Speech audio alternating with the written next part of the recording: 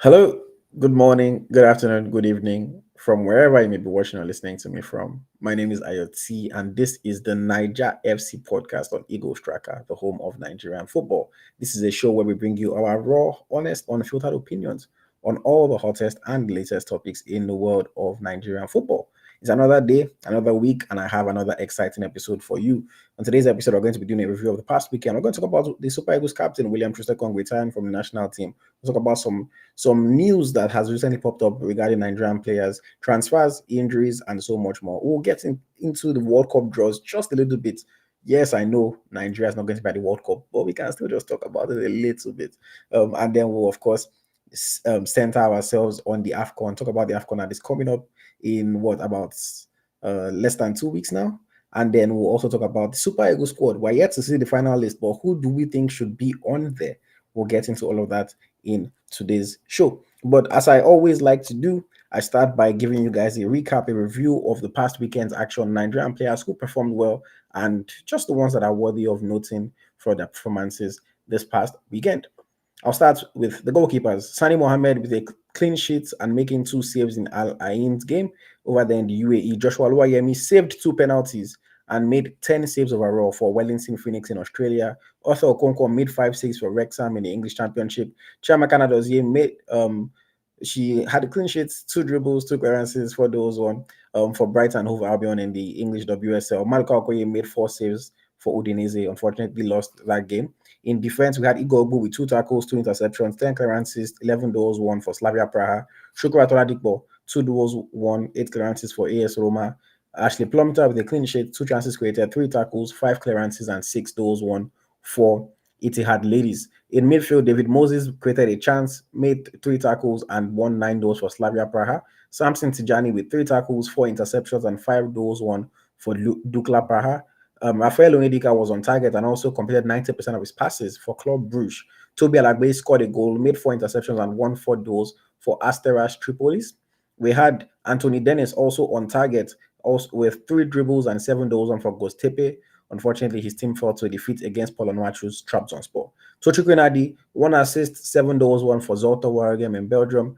And then Wilfred Ndidi with 2 chances created, 4 tackles won, and 8 duels won for Besiktas in Turkey. Over to the forwards. Jennifer Echegini created 2 chances, completed 3 dribbles, and won 4 duels for Paris Saint-Germain Femini. Francis Eze was on target and also created 1 chance for Ankara Kekerengutu in Turkey. Paul Mukairu scored a goal and created 1 chance for Pogon. We had Ridwan Sanusi with 2 assists for Podrezova. Francisca Odega scored a goal and created 2 chances for Etihad Ladies. Victor Osimhen scored 2 goals, including an insane overhead kick for Galatasaray. Wisdom Sule scored 1 goal for NK Aluminish. Larry Kayode, 2 goals and 1 assist for Erikspor in Turkey. Emmanuel Lume with 1 assist for FC Zurich. Stanley Ehenacho was on target for CD Mafra. Bamidele Yusuf, 1 goal and 1 chance created for Ferencvaros. Emeka Eze with 1 goal and 2 chances created and 3 dribbles completed for Korom FK. We had Moses Uso, 1 goal and 3 chances created for Lask in Austria. Then we had Tony Payne with 1 assist for Everton in their amazing 1-0 victory or 0-1 victory over Chelsea women, ending Chelsea's unbeaten streak, ending Chelsea's streak of scoring in every match, 66 games that they went scoring in every match, and then they met Tony Payne and they couldn't score. And it was a fine assist from her as well. So lots of quality performances. If we missed anyone, please forgive us. We track a lot of players, but it's not easy to get every single person's performance. Of course, there were other people that played and just didn't have performances that were worthy of note. But we'll touch on a few of them very, very quickly, just to highlight how they performed and get into all of that a little bit. But before I continue, let me bring on my co-host because you guys know I don't do this by myself. Please welcome Smith Layi. Yeah, guys, good evening. Happy to be here again. Another wonderful Monday evening. Yes, thank you for having me, AyoT. Yes, Smith Layi. Welcome. Okay, let's jump straight into it. I'm talking about performances from the weekend. One player that I saw a bunch of comments on social media after his performance this weekend was Anthony Dennis. He was on target, 3 dribbles, 7 duels, won for Gostepe against Onwachu's Turkey. And a lot of people started asking the question, how come he did not make the 55-man long list, not a short list, the long list for the AFCON? What did you think of his performance? And do you think that he deserved a place on our 55-man list? I think he deserves a place, with due respect, he's better than some of the players that was called up in that 55. We all know that those 55 players are just, most of them are consistency players. So he's not the real one. They know that they're not going to AFCON. I think Eric Shea penciled an 28 man list.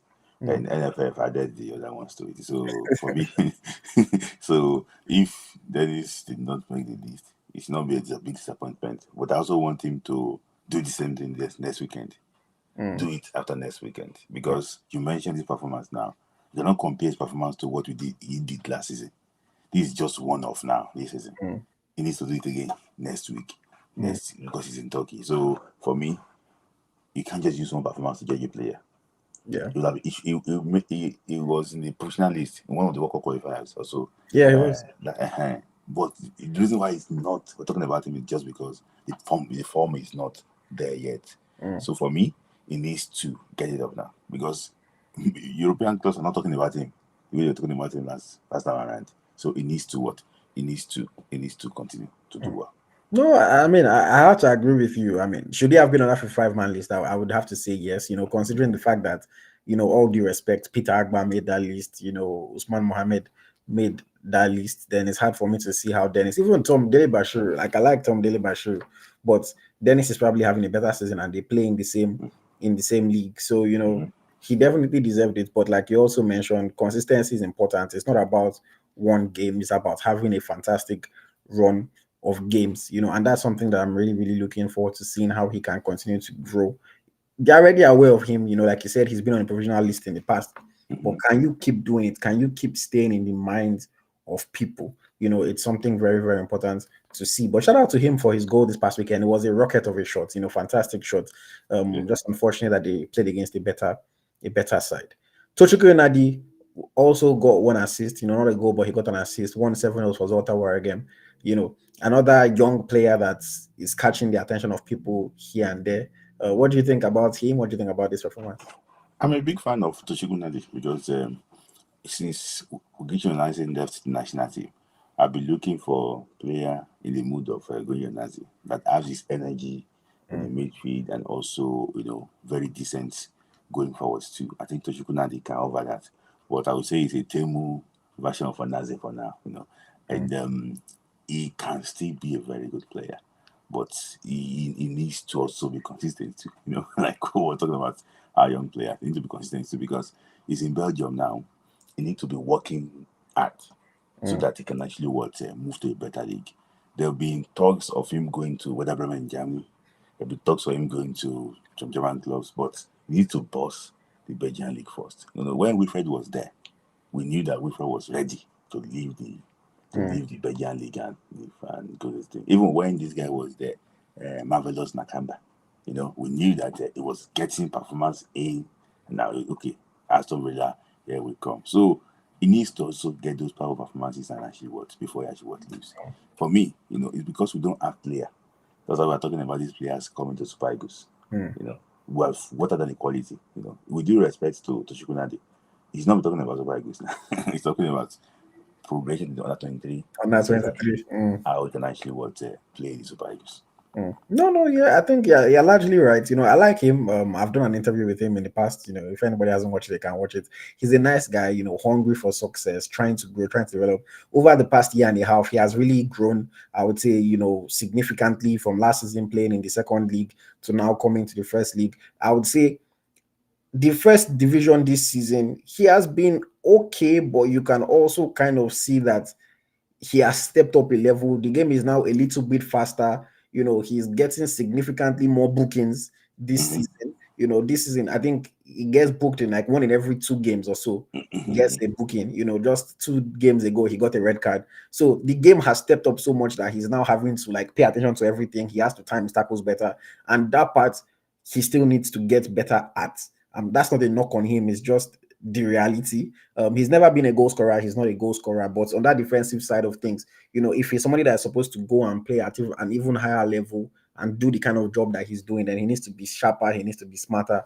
Because again, if you are going to be getting bookings in every other match, then there's all those players that you just know, okay, you're going to miss one game at least. By the time you get chop yellow in the first two games in the AFCON, you miss a game, you can easily cause a free kick in a dangerous position, things like that, or get sent off and cost your team in a tight situation. But I like the guy. I like the guy. I hope he continues to grow. Will he make this AFCON list? We'll talk about that when we get into that conversation later. But for now, good performance over the weekend, and hopefully he can keep it pushing like this. Okay, moving forward very quickly, let us talk about Victor Osimhen. Victor Osimhen. Osimhen, man, that goal, I'm just like, somebody said that overhead kick that he did the other time, that in 2022, that Victor Ekpema was calling him out for, that he was just practicing for a moment like this. But Osimhen scored, now he's up to what, 5 goals in the league, 11 goals in all competitions.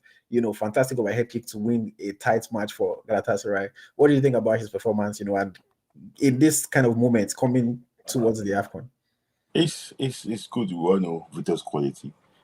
There's no, you see, one player I can never fault being consistent is Victor Osimhen. Anywhere you see Victor Osimhen, he will actually will deliver. And it showed that Galatasaray, they lost to Ineos and Gary, was it? The Champions League. In the Champions Because League. because Victor wasn't available there. So there have been this sketchy when they got him out against Fenerbahce, they brought in Kadi, they considered. Mm. That late equalizer. So to tell you that he has been actually what's been But he fantastic for played both. he played against this thing they still lost. Yeah. I mean Which one? against Kokeli Sport. No, yeah, okay, but that was just once in a while. That's an anomaly. Yeah. That's an anomaly. So for me, I just think that it has been so good for national team and also for club side. So I'm happy going to AFCON. I hope that it continues. But the day Victor Osimhen feel anything in his growing, that's the day we're coming home. The day that he just limped off like this. In fact, just if you are Gladys in Morocco, just go and check out of your hotel. That's the day we are coming home. There's no, but we will not continue beyond that. Mm. You just feel anything. Just say there are these people running about. Hey, what is happening? He's walking slowly. Forget about that. So we're coming home. So I'm so happy that he's getting these forms to AFCON. I hope that they manage him well in the national team, and I also think that he can actually continue to actually deliver. That wide kick, I like that because he was able to direct it. Not just overhead kick for overhead kick's sake. He was able to direct it to a different angle from the goalkeeper, and he actually was scored. And see, when Osimhen scores goals like that, it just keeps telling you, like, that's the reason why you don't sub a player like Osimhen off. Even if he might look tired in a game, it's so hard to sub unless you are winning like 4-0. You can't sub Osimhen off because he can always produce moments of magic. In that same game, he had missed a couple of chances that you say, oh, I short of target, he might have been able to do better. But you know that comment the moment, comment the man. The man can deliver at any given time. It just takes a second. It just takes one shot for him to change everything around. We've seen it with Nigeria time and time over. We've seen it Galatasaray time and time over. And it was just a very, very clutch overhead kick. Fantastic goal to win the game. Just it's crazy how one man can be carrying his club and can be carrying his country. Like the Osimhen, he needs. I hope they give him like 5-star massage every single day because the weight on his shoulders, man, to be the superstar carrying your club, carrying your country, it is crazy. Even though at Galatasaray, you might say, oh, he has some good players like Sani that are playing with him, but you still know that a lot of the time, the weight is on his shoulders. Osimhen is the one that has to deliver, that has to score goals. Sani might chip in here and there, but if Osimhen does not score, most of the time, Galatasaray does not win, especially in their tougher fixtures. So it's incredible what the boy is doing. I hope that he keeps growing. I hope that he keeps developing. We'll talk about him in just a second again. But let's just wrap up on review of this past weekend. And I want to wrap up by talking about a women's player, Tony Payne. Tony Payne got an assist, beat my dear Chelsea. Everton getting a very clutch win over Chelsea. So, like, did you see the assist? Did you see, what did you think of the performance and helping her team to get that kind of big victory? Yeah, I didn't watch the full game, but looking at how she actually would perform, against a very, and Chelsea was champions of the they won they are the big one of the biggest team in the country, Yeah, they won the and league but what they won it. 5, 6 times in a row or something. Yes. Yeah. So for you to do that against against a team like Chelsea, people will take note of Mm, your ability. So, and that is why, with that performance, she's actually announcing herself properly in England, that people actually want to take note. Really, actually, what really impressed with her. And if she continues to do that with Osimhen going to the AFCON, I think that this tournament can also be our tournament again. I hope mm. that Coach Osimhen will consider her back in the national team. So, we know that a lot of things are going on there, but I'm Yeah. just thinking actually, but with this type of form, I don't think Osimhen can actually can leave her out of the national team, because the only excuse is that she doesn't know her phone number. He doesn't know her phone number, Mm. or there's no way to know how he can actually want to reach her. For me, I think I was so impressed with what she did, and I think she's a very, very good player. She just shows me of what she did know when she actually was play back in America. Then, so fantastic player, fantastic player. No, no, yeah.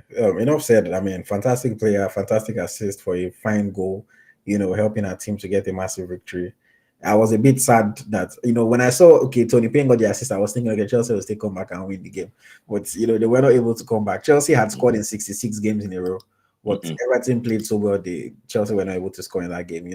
But I'm happy for Tony Payne. She's someone that I know fairly closely, outside of just posting about her. Like I've talked to her a number of times. I've done an interview with her as well. Interesting interview is on the channel as well. So yeah, I wish her all the very best. And I mean she's definitely going to be at the WAFCON next year. I don't think it is a question. Is the question is does she play a lot? Because obviously things Are you happen. sure? These things happen in this last WAFCON that she played the first game. She not really played, but Uh-huh. I mean, hopefully all things have passed away. Eh? I said hopefully all things have passed. With the people in the glass house, We'll see what happens. We'll see what happens. are they Um, born again? well, We'll see, we'll see, we'll see. okay. On that note, yes, that's it for the weekend's action. Let me know who impressed you the most. Let me know who let you down in the comments. Feel free. And I want to just quickly say as well, this is the final call for anybody that is still on Instagram. If you are still on Twitter, if you are still on Facebook, join us on YouTube. Search for Eagle Tracker NG on YouTube, and you can join the live stream because the stream will end on your platform in less than 30 seconds. Thank you very much. And if you're on YouTube and you are yet to hit the like button, please do so now. You guys just like when I'm begging you, because less than half of you guys that are watching have hit the like button. So please just do it. It takes 30 seconds, maybe 10 seconds of your time. And it goes a long, long, long way for the channel in terms of reaching more people.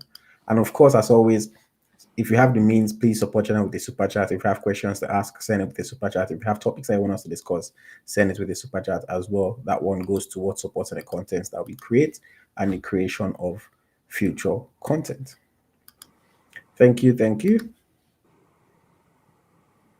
Okay, Smith Layi. Yeah. Let us move forward. Let us move forward. Let's talk about Skippo, William Troost-Ekong. Has officially announced retirement from the Super Eagles of Nigeria. 8 goals, MVP of the last AFCON, bronze medal at the Olympics, bronze at the AFCON, silver at the AFCON, top scorer in AFCON for a defender. What did you think when you saw the announcement, and what do you think of the legacy or the journey, the impact that William Troost-Ekong has had in Nigerian football and in the Super Eagles? No, for me, when I saw the announcement, I wasn't surprised. No, but I thought that we would ask one of the Nigerian journalists to announce it, but it was Fabrizio Morano that first announced it. And but I wasn't surprised, and I just knew that he said it in one of his podcasts that this AFCON will be his last AFCON. So I knew that even if he's going to attend this AFCON in Morocco, that should be his last AFCON. But because we need to go to the World Cup, maybe that's why he didn't stay the next year. So I'm not actually, I wasn't surprised, but one thing that we have to admit is that he's no longer a starter in the national team. So he needs to wait and watch, the younger players actually play.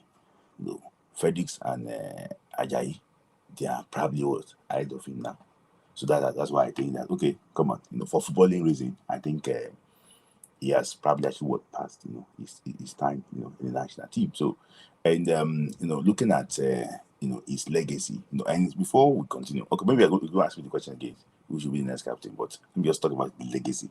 You know, I can't really remember for a guy that he came like underrated. He came from, was it Norway? He was playing Norway then, but he became someone that like probably one of the highest ranked, so maybe probably the second highest ranked defender in Nigerian football history. After Joseph Yobo.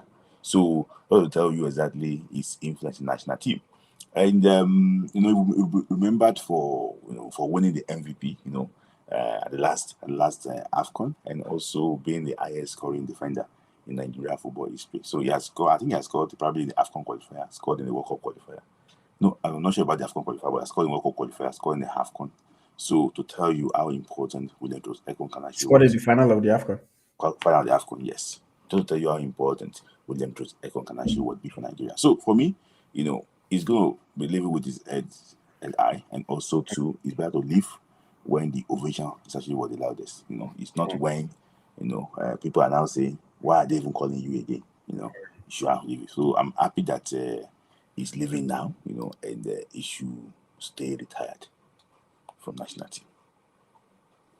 You ended with something strong. You said he should stay retired because there have been some calls from people on social media, some journalists, some content creators, some fans talking about, oh no, he shouldn't retire. He should come and play the AFCON first. Even though we've kind of, the writing is already on the wall that even if he's part of the AFCON squad, he's going to be a bit part player. I think Eric Shell made the point very clear when in a World Cup qualifier, yeah, close to penalty shootout. Ekong as our number one penalty taker, and the coach did not bother to bring him on. I think for me, that kind of sends the message that guy, I don't need you. You're only useful to me for press conferences. That was the message that the coach sent with that move. So do you think it is, I know people are emotional, people like him, but do you think it is possible that he chooses to come back? I don't think he will, but he should not bow to any pressure. Remember when Peter Moses left, Nigeria, he joined Inter Milan. So because he joined a big club, Inter Milan, and played regularly under coach Antonio Conte, a lot of people think that, oh, they should go and bring down Victor Moses, one of the best players. That was when Samuel Tado wasn't really cutting it, in the national team. I think he had issues with collapsing or things like that. We're struggling with right winger. People are clamoring for talking to Victor Moses, but he stayed there. It's better to honor yourself. Like, that is honor. So I don't want him to battle pressure. That's why I say he should stay retired for the national team, because if anything, maybe circumstances changes in the future, and sometimes just say, let me just come and play one, celebrate. No, no, no, no. Let him stay retired. It's better to leave when the ovation is what is loudest. And they have interviewed him now everywhere now. Sky Sports, he don't retire. He should stay retired. So he's not bound to any pressure. It's better. Those that are calling him to come back, that the one that be the first to rubbish him when Nigeria will make a terrible mistake. So for me, for honor, he should just leave at this stage. Okay, okay. And it's interesting because Ekong has had a very up and down career with the Super Eagles. Good in moments, not so good in moments. I remember when he started his YouTube those years ago, and then his performances dropped, and people started bashing him. He even said previously that he was on the verge of retiring before the last AFCON, but then last minute Jose Pesero had to include him because he needed his experience and he needed him. Ends up going there, having a fantastic tournament. People start praising him again. Then he comes back, starts performing slowly. People stop praising him and start bashing him, to the point where people are saying Ekong is just a calamity, Ekong is just this, Ekong is just that. When you look at everything that he has done for Nigeria, all the caps that he has amassed, we talked about his accolades. Is Ekong undoubtedly a Super Eagles legend? Like, is he a legend for Super Eagles? I think he's a legend, but people judge Ekong based on his raw football ability. But I think football is now beyond that. It's based on what you actually achieve, your technique, and even how you actually even compose yourself. If it's to speak smoothly, in a press conference, nobody can speak as well as William Troost-Ekong. So that's one of his job. He's doing that well. So even based on footballing activities, it's not far off from the so-called legend that we used to have. So some players have played well for their club side, and they didn't do well in national team. For me, Ekong is the best in his generation. Honestly, because if you look at it, Who do we include in Ekong's generation? I think you include Yobalogun and actually what Kenneth? Yobalogun, you include Yobalogun and Kenneth Omero, So maybe Yobalogun, Kenneth Omero, Semi Ajayi. For me, I don't count Kabir Basi as part of the generation because he just came. Racing is the younger. He's a younger one. So, or maybe you can't say Obu Abona and Azubike Gwekwe. But for me, I think he's the best in his generation for Nigeria. So if he's his best, like probably over 1 decade, so I'm not going to include him in the national team.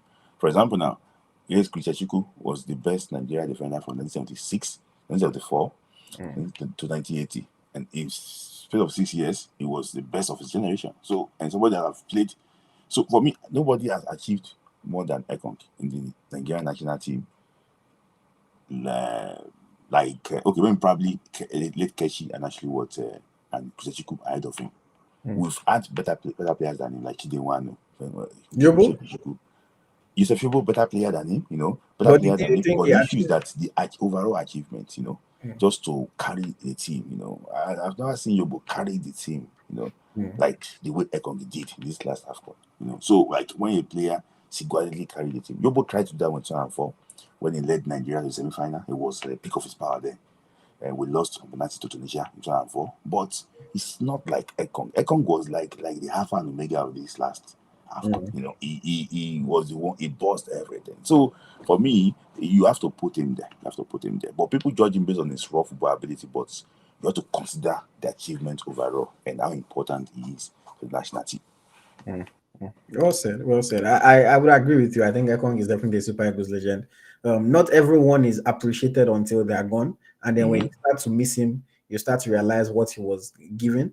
He was exemplary in character. Ekong never had any drama around him, any calamity. He wasn't somebody to be disrespectful. Did his job with professionalism. Always spoke well. Always represented Nigeria well, and I wish him all the best in whatever he's doing. I remember him doing was it on his channel where he was talking about how these international breaks, and he doesn't get to spend that much time with his family because his family is in London, but he plays now in Saudi, and every once in a while he was able to travel back. At least now every international break he can fly to London for a few days, spend time with his kids. Because again, we look at the glamour side of football, and talking about how footballers make all this money, which they do, but then you're raising young kids, but you're playing in a whole different country, and maybe you don't get to raise them, and there's so much pressure on the wife, and which is another reason why, for better or for worse, a lot of football relationships don't last, because the man a lot of the time feels like, well, I'm bringing in all this money, so the wife, okay, just do everything. And we realize that women need more than just money for a marriage to stay. So I'm happy for him. I really hope that whatever, Ekong is one of those guys that I don't doubt that Ekong will be successful outside of football, because he's very smart, he's thoughtful, he already is building his professional portfolio outside of football. He can go into the media, he can speak well, he can go into business, that he has the mind, he reads a lot. Do you see any of the big TV stations getting him for AFCON? For sure. I think, the thing is that his club his club will be active during the AFCON, so I don't know if he'll be able to do both. But somebody saying doing Sky Sports. But that's what I mean. That's just like one time now they call you one time. If he has those kind of opportunities. But I think for sure, like any TV station worth its salt that can pay him, even if it's 5,000 per appearance, and just say, guy, come when we'd like your expertise on these games. I think it'll be great. It'll be great for sure. Sorry, I want to ask one question, because that person didn't put super chat. He said that Balogun. I did see. I said, Benjoli footballing.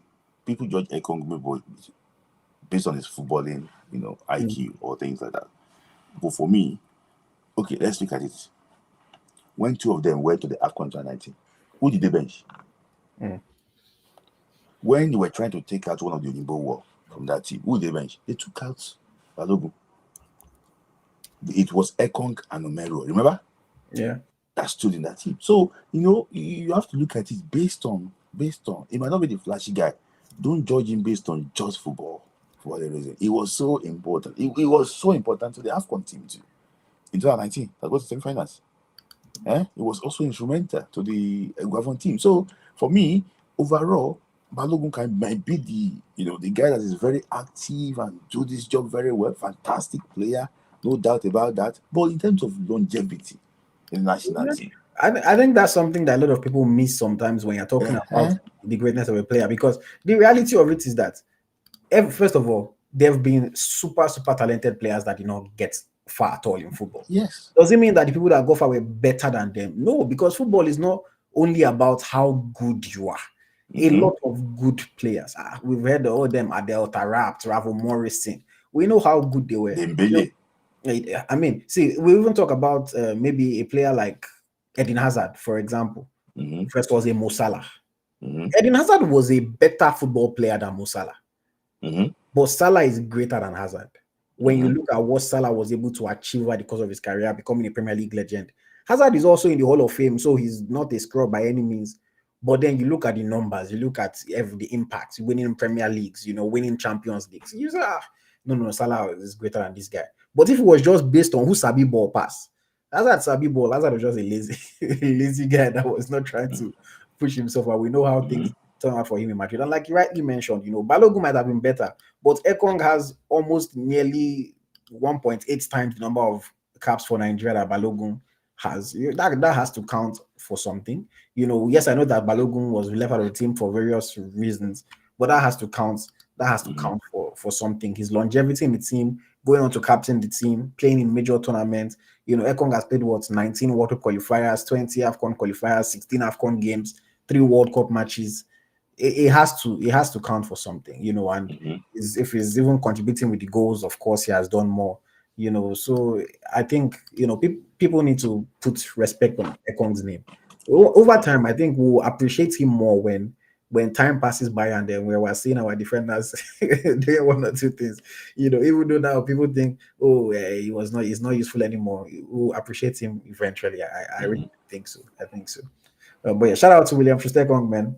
If you have time, you can come, and Eagle Tracker cannot pay you 5K, but you can come and give his opinion on the Eagle Tracker as well. We would love to hear from him. We'd love to hear from him. Okay, let's move forward very quickly. Let's move forward very quickly. Um, so sometimes I hate talking about these kinds of stories, but Victor Osimhen has been in the news recently. Links um, saying that the Galacticos might be interested in Victor Osimhen. We've heard about this reported interest in the past. Real Madrid, Real Madrid, Real Madrid. I'll before I ask you something, like, I'll tell you the honest truth. I don't believe this. I don't think Osimhen goes to Real Madrid. I don't think Real Madrid wants Osimhen. You cannot have Kylian Mbappe scoring you 40, 50, 60 goals per season and still be looking for Victor Osimhen and come and pay him his astronomical wages when you don't need him. Mbappe is not going to move to the left for Victor Osimhen to play striker. Let's not fool ourselves. And Osimhen is not going to go to a club to go and sit on the bench. So I personally think it's just people creating stories out of nothing. But it's been like, what are your thoughts on Osimhen being linked to Real Madrid? For me, I think if you look at the way Real Madrid play, I think one of the best of Kylian Mbappe is when he's having only Isaac Olomwani or Oliver Najuru up front, and he can come from deep. That is where Kylian Mbappe has been very dangerous. So if you want to, one of the worst Kylian Mbappe was when he was paired with Messi and Neymar. That the three of them will not come back.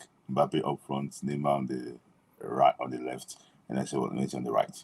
So for me, I just think that this room might be genuine this time around, because I think I heard that the coach will be clamoring for a striker since, and if you look at what's going on around them too, is that they're trying to move Vinicius Junior on, because I think he's been asking for the same wage with that boy as he's playing. That Cristiano Ronaldo used to have in Real Madrid. That's the wage Vinicius has been asking. I'm not sure that the Real Madrid hierarchy, they're ready to actually pay him that amount of money. I think Saudi is calling for Vinicius Junior if his care is not taken. So, and I think they are looking for. If you look at Real Madrid too, I understand if they're looking for a striker. Most times, you can see Courtois. He said something. So they ask him that, why didn't we win that game? Sir? Because we don't have. He mentioned one striker he used to have in last season, That 2 seasons was ago. scoring goals for them, yeah. Yeah, I'm well, not in right. the end, Yeah, I'm yeah, not right yeah, I to think remember that yeah, season. yeah, yeah. So he mentioned that. So for you to know that there is opinion in the dressing room too that says that Kylian Mbappe might not probably be the answer because it's not available. It's What not do you mean it's available. not available? He's not in the box. He's not attacking those balls. He's not available. He's always trying to compete with Vinicius Junior on the left. He wants to drive with the ball. He's not that poacher. Like that movement in the box is not there. So with that one, I watched them against Celta Vigo, and I realized that what they did was that just to keep them at bay, And now, Oselu, thank you, Oselu.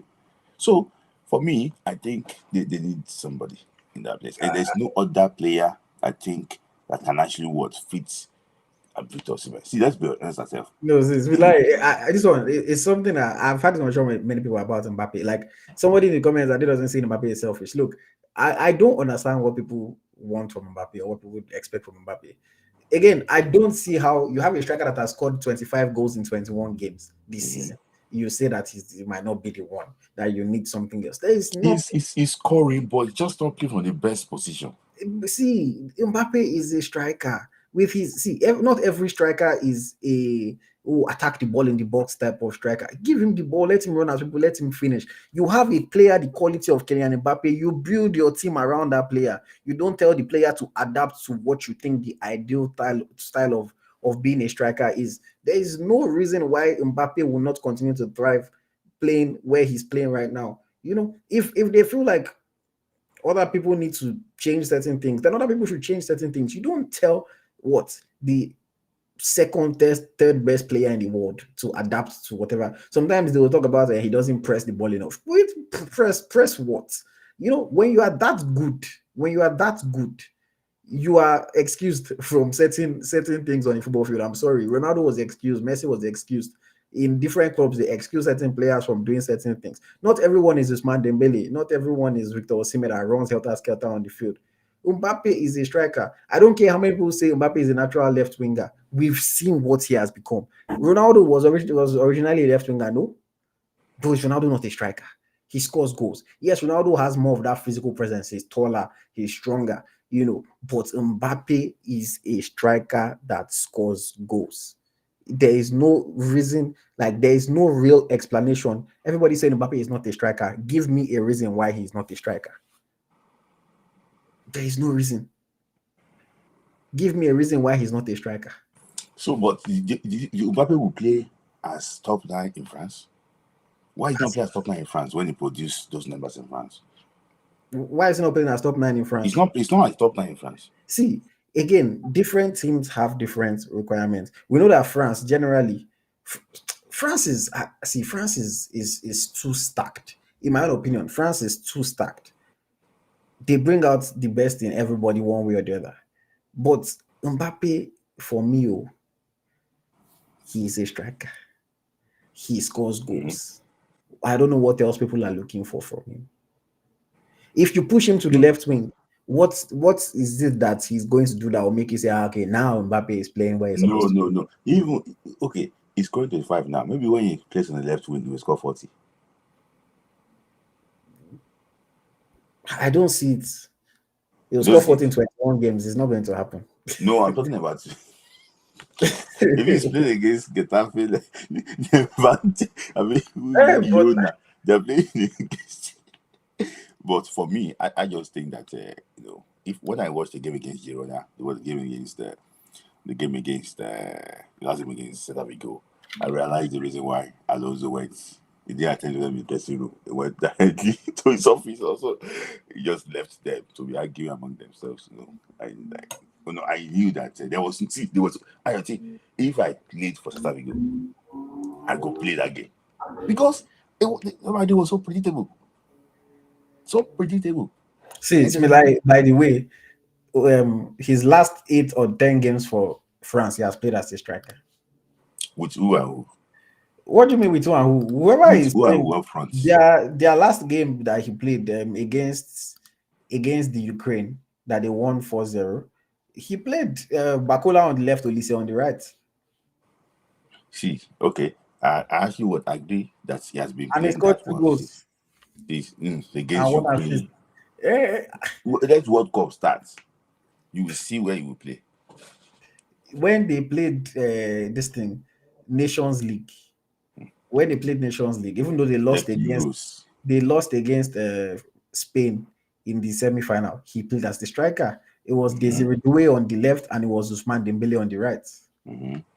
But if you check that game very well, Mbappe, the video was coming as a first nine. If you remember, he was See, leaving Mbappe on the left. see, there is nothing at the Euros. They used him striker some games. They used him on the left wing some games. That one is, I'm not saying he can play multiple positions, but for me, again, I don't see if, in fact, if Osimhen joins Real Madrid and plays alongside Ousmane Dembele, Osimhen will struggle. Alongside Kylian Mbappe, Osimhen will struggle. I don't see both of them scoring 40 goals each. Let's be realistic with ourselves. I don't No, think they but will go I don't think Osimhen will outscore. will outscore Kylian Mbappe, because at the end of the day, Mbappe has to create for Osimhen, but Mbappe knows that he can create for himself, and he will keep creating for himself. And Osimhen cannot create for himself. How come that Ronaldo always outscore Benzema? That was playing for the wings there. Because at the end of the day, like Ronaldo is Ronaldo now. Like, Ronaldo is Ronaldo, like level past level. Benzema was a solid proper striker, but level past level. Uche here says Ronaldo played as 11 and 7 predominantly, while they had Benzema Higuain at some point. Adebayo as number 9. Yes, he did, but at the end of the day, we know that Ronaldo has only one thing on his mind: is to score. And as he grew older, Ronaldo stopped caring about playing on the wings. Back then, when Ronaldo joined Real Madrid, Ronaldo was still coming up. I was still learning the ropes. Benzema, as much as Benzema and Ronaldo played together, Benzema was a superstar. Benzema was a superstar, so Ronaldo could not just displace him. When it comes to superstardom, like Osimhen no reach half of Mbappe now in terms of superstar. So if Osimhen joins that team, Osimhen cannot dictate positioning. Mbappe is the striker. And when people say he's not a striker, there's no reason why. Oh, yeah, he drifts wide. Well, strikers, Harry Kane drifts to DM sometimes. So is he a DM?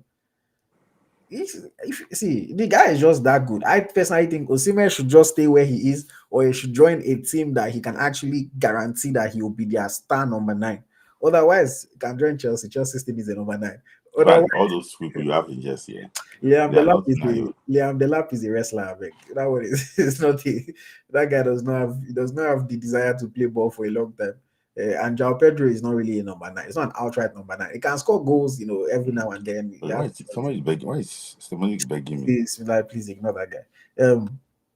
Osimhen is the superstar, no doubt. But Osimhen, I don't like when people make me drag things like this. Osimhen and Mbappe, like when it comes to superstardom, let's be like, it's not close now. Like, guys, let's be realistic with ourselves. We don't have to debate this. It's not close. It's not close. Osimhen is a superstar to us, but even in Nigeria, I guarantee you that more people know who Mbappe is than Osimhen in Nigeria.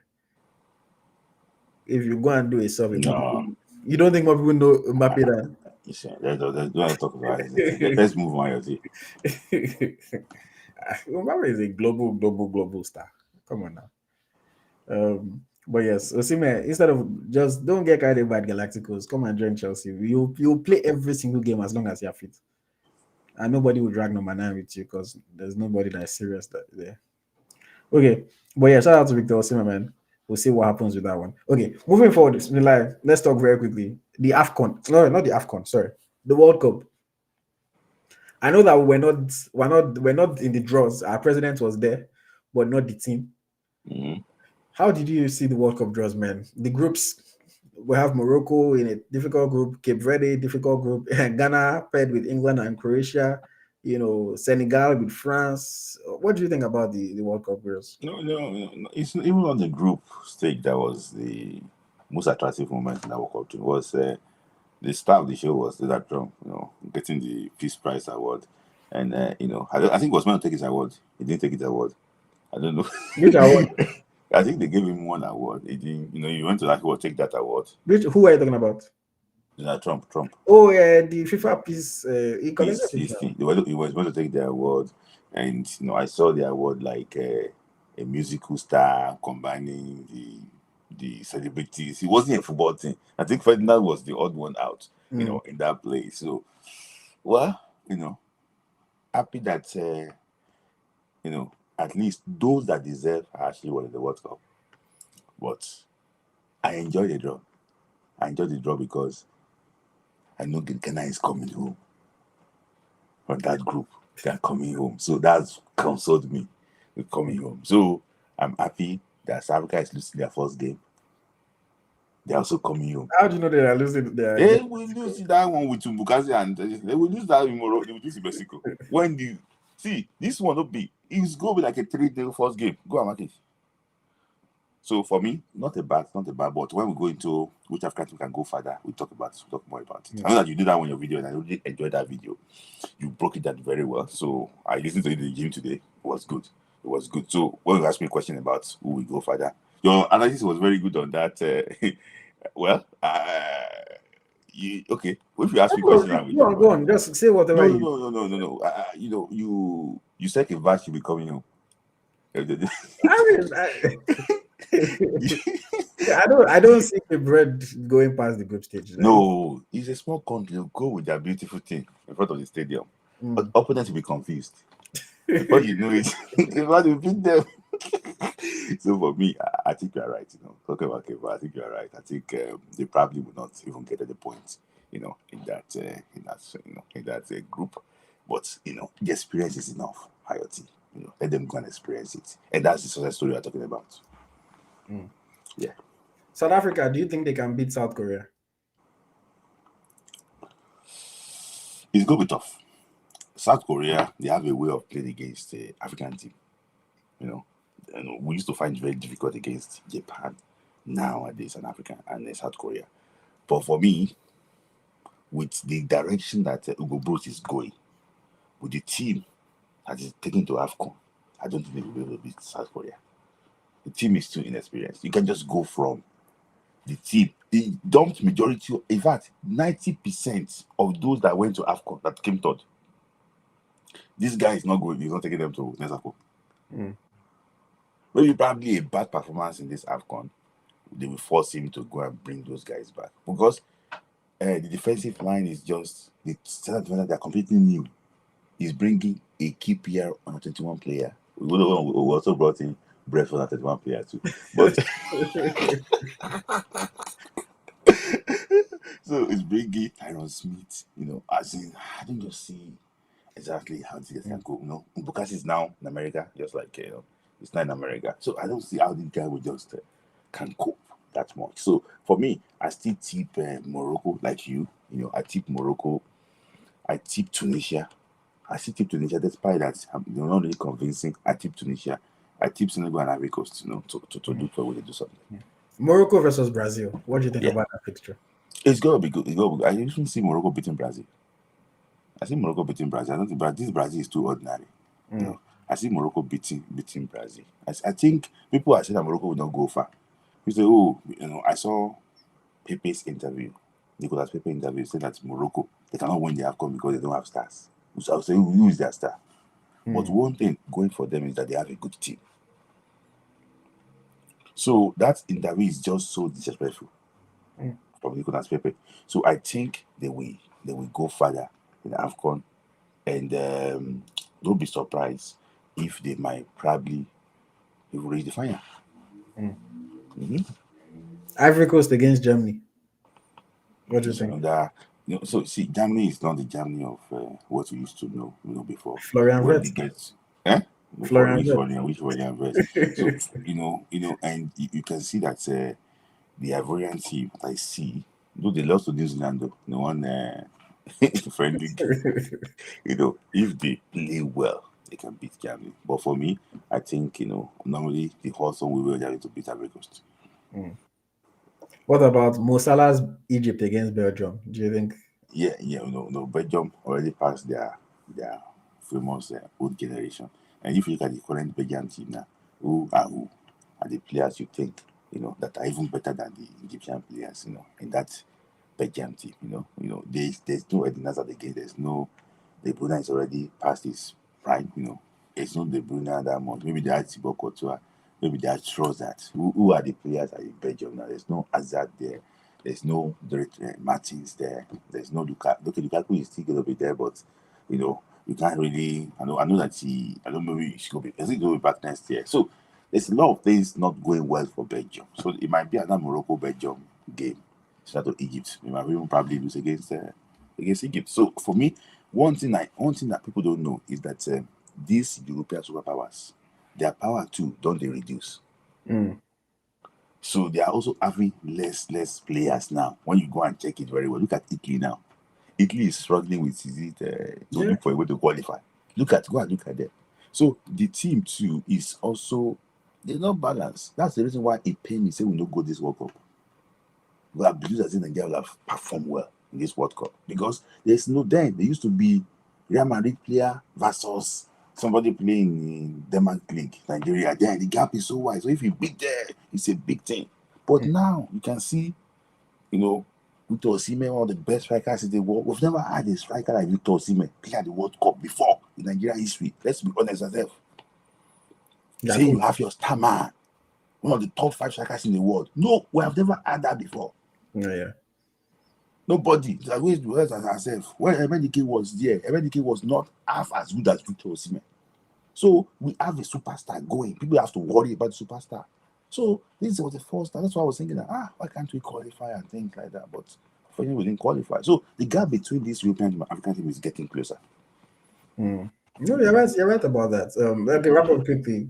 Charlie, Ghana against England. Do you think they can shock the colonial? No. The Ghana team against England, if I don't know how the weather is going to be like in America, but if everything works according to plan, the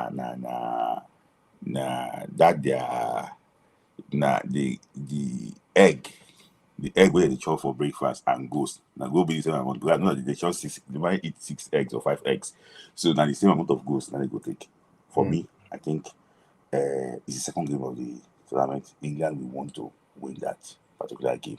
And if you look at Ghana too, Ghana have not been doing well. That's what this local qualifier, they were fortunate to beat that Mali team. And for them to beat that Mali team, they had Comoros, Madagascar. Let's be honest ourselves too. So, they've not been playing well. This is a Ghana team that only had 2 points in the AFCON qualifier. They lost at home to the Nigerian Republic. They finished last. This team, this purple patch they have now is an anomaly. They are budgeting now in their House of Commons. I mean, they call them. They are budgeting now. All of everything will come down when they wipe them in the World Cup. So for me, it's England all the way. Ghana has one game. They're playing against Panama in Toronto. So if I'm able to get, let's go with 0-0. If I'm able to get tickets, maybe I'll go and watch Kudus and Semenyo. See, in fact, me said I want to go to World Cup now. The tickets are so bloody expensive. For some of the games, I'm like, this kind of match is not supposed to pass $100, and that $100 not just because in a World Cup. Because some of the games are not big games, and you see the prices are from like $900 and above. So that one I'm still waiting to see, but I don't think. No. You were listening today this morning on Talk Sport England that if you want to follow England game, you have to get like World Cup ticket in the final is $8,000. £8,000. Final ticket. One of my friends bought 2 tickets for he bought the ticket before the draws. So it was in New York, New Jersey. Now the game has ended up being the France-Senegal game, which at least he's happy that that's a pretty good game to go and watch. But I think the 2 tickets cost him about $900 US. He's lucky. Now we don't know again. Because now that we know the actual game that it is, the price. Do you know how much I bought Nigeria versus Brazil Olympic Games game? €40. In which year was that? That was last year now. Olympic Games. Oh, 2023. Yes. Olympic game is different. No, I'm just saying that the gap now. Okay. So if you are saying somebody buying something for €40, now going to like 400. Have you fight for it's too much. It's too much. If this thing, if you don't stop it, it's going to continue. They even tell you that if you buy tickets and your team did not progress and you want refund, people will collect money from you again. I'm hearing that too. it's not like Euro, so that as you No, the whole thing is just a ploy for FIFA to make money, because even they say, okay, they are doing this dynamic pricing that the ticket price changes based on supply and demand. Okay, then if you want to sell your ticket or you want to buy somebody else's ticket, you have to do it through FIFA's official resale platform. And then when you go to FIFA's official resale platform, FIFA will collect 15% commission from the person that is selling the ticket, and they will collect 15% from the person that is buying the ticket. So it's just like America, man. I mean, I guess all the money that they're spending on halftime show, that they are spending doing all these extra things, they want to find a way to make it you back. see And that if you unfortunately, go the fans are the ones that are losing, because while I understand that the World Cup is this huge global event, and global events, big events, they are typically expensive to attend. But I don't think that it should get to the point where you price out all the average fans, and then now the only people that can afford tickets. Because even if you tell me like the box seats, obviously, I expect box seats to always be in the tens of the thousands. I expect the lowest level seats to be hundreds of dollars. I expect those ones to be expensive. But how can you seat me in the 300 level seats where I might as well be watching the game in my house, and then you tell me that I'm going to pay about $600 to sit there? Because those seats that you are in the stadium, but you're still watching the game on TV. Because if you look at the pitch, it just look like say, nah, ants, they run for free. So you are still looking at the screen in the stadium, and you'll pay $600 something for that kind of ticket. It blows my mind. They're almost pricing their this like Burna Boy show price. So and for me, and people even said in the UK here, people that are now asking for loan that World Cup draws, they have now more. So they are now because I give a loan to go and travel to and go watch. and watch England, because they believe that this might probably be England's year. It's coming home this time, maybe. It's coming home this time around. So even accommodation now is now crazily expensive. Around that time, crazily expensive. That people might proud to say maybe 2 or 3 people. So England, they are now banking on people at least America. So maybe they can actually attend and make sure that the attendance is actually what is there, because it's not cheap. It's not cheap to go this World Cup. I hope Morocco will now be doing the same thing next World Cup. That one is how many different countries? Everybody will increase price there. I mean, it's this thing. The ticket pricing comes down to FIFA at the end of the day, But FIFA is just trying to capitalize, maybe because they know they're in America, and America is all about how to make money. That's all that they care about in that country. What about, before we leave this issue, what about the issue of halftime performance? I mean, it's only for the final. Because they don't want to. They don't want the. They don't want I think the opening opening. I think maybe the opening and the final. Okay. Or something. It What can't be every this, game. what they want to add some few things to this World Cup. I think they want to add. Because America is entertainment, and they need to make it beyond just the sports. That's why they're using basketball players, they're using comedians, they're using models.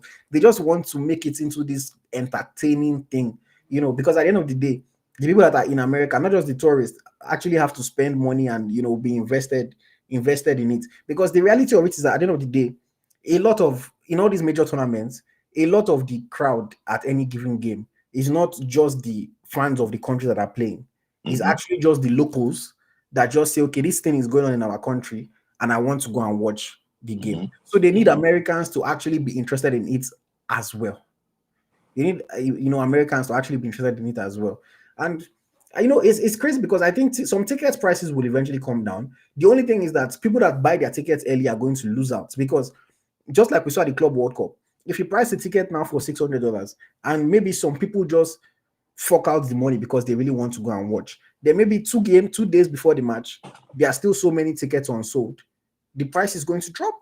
And the price now maybe drops to like $50. More people start buying. Now you that bought at $600, you look like a moo. Because now your ticket has just lost all its value. So I think certain prices will come down. Some prices will go up, because the games that Ronaldo is playing in, the games that Messi is playing in, the France matches, the Spain matches, England matches, if you bought already, you're lucky, because even like the France and England one that I said, my friend got 2 tickets for about $900. Like, because if you want to buy those tickets that he bought now, you're definitely not getting 2 of them for 900 something. Like, he was lucky that he qualified for the first draw that he did when it was exclusive to Visa card holders. So he was lucky, because at the end of the day, the World Cup tickets are so bloody expensive, man, and it's unfortunate that fans are being priced out, because FIFA will say officially tickets start from $100 and something, but when you actually go and buy, you see no tickets at that price. So what exactly is the reason for telling us that it starts at $100 and something, you Mm-hmm. know. And the games that are in Canada, I was looking at the schedule. I'm not going to Vancouver to go and watch World Cup, but the games that are in Canada, like the most interesting match is probably if Italy qualifies out of the UEFA playoffs, then the opening game in Canada will be Canada versus Italy. Mm-hmm. That's the game that looks like okay, it can at least be somewhat exciting. But I will not go and place That's it. what we packed. Yeah, and there are a lot of Italians in Toronto as well. Mm-hmm. Because the Canadian players were saying is that they low-key feel like is a match that they can be away even though they are playing at home. Because Mm-hmm. Italians in Toronto are like so many. And you know that Mm-hmm. obviously the Italians they love football more than the Canadians really Yeah. love football. So it's possible that the Italians will fill that stadium and Canada will even have less fans, you know. But they were saying that for the ones that are Italian Canadian, Mm-hmm. who are you going to support when So when it yes. comes to a game like that? You Mm-hmm. know, but it's still exciting for the country, you know. For me, I mean, I live here. If I live here, I might as well experience it, you know, even though I wish my country was here. But yeah, it is what Mm-hmm. it is, man. We look forward to the World Cup coming. Odun sent a message here. It says, "How would they host a football competition and there will be no $50 ticket? Is everybody rich nowadays? $50 is even small, you know. But I think that at least people should be able to get like the worst seats should be like $100. If okay, see, I remember I bought one ticket then. Was it Old Trafford? They went to go and keep me somewhere. In fact, I can't even see anything. So what am I? Why? What? I just came there to maybe 8 chips that I bought after. That was what I came there to do. And Old Trafford, is a very bad facility. Honestly, with due respect to Man United fans here, it's not a good facility at all. You know exactly what I'm talking about. So, imagine putting you on top there for even. I'd rather keep my money than to go and stay on top and go and be watching tiny ants, like play. Okay, let's move forward real quickly. Which just says Italians are a lot in Toronto and in Ottawa. Yeah, there are lots. Italians are a lot in this country. Um, Yeah. Someone say, I don't care what anybody says. Mbappe won't outscore Osimhen. Let's stop the assumption. Let's see them play. IoT, you've been wrong about Osimhen a couple of times. Your team make him join Gala. What have I said? Drag you back. But what have I ever been wrong about with Victor Osimhen? I don't understand. That's not a factual statement. I don't remember being wrong about anything when it comes to Osimhen. I don't remember being wrong about anything when it comes to Osimhen. But yeah, let us move forward. Shout out to everyone going to the World Cup. Okay, so before we move forward, who are you supporting at the World Cup? England? Just because of the probably Nigerian players playing for the national team of England, I might probably be supporting the Three Lions. But yeah, there's no way I can hide from that. But if they search me deep down, inside me, they might see little bit of trying to support Morocco.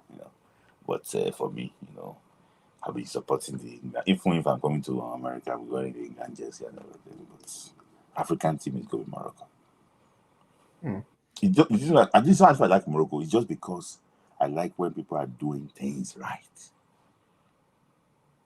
It's not as if we know the answer. When you are doing things right, I will never support Ghana because Ghana are doing things wrong. But they just got this World Cup. They are doing things wrong.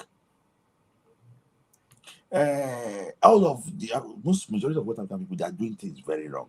The Senegal is doing well, but the issue is, you just got this World Cup ticket. Our own, he entered, we didn't get it. All those World Cup tickets for Ghana is competition for failure. Morocco is doing something right, so I'll be backing Morocco. Okay. I think I would be supporting. Unfortunately, I usually support England. I'll support Canada as well because home country.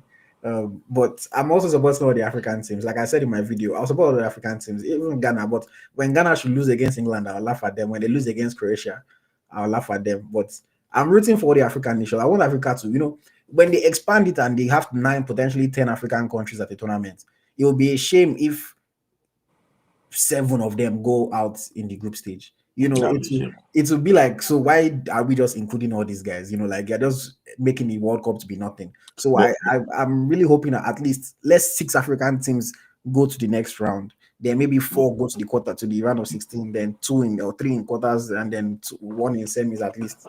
But I want to ask you a question. Talking about Africa, slot and everything.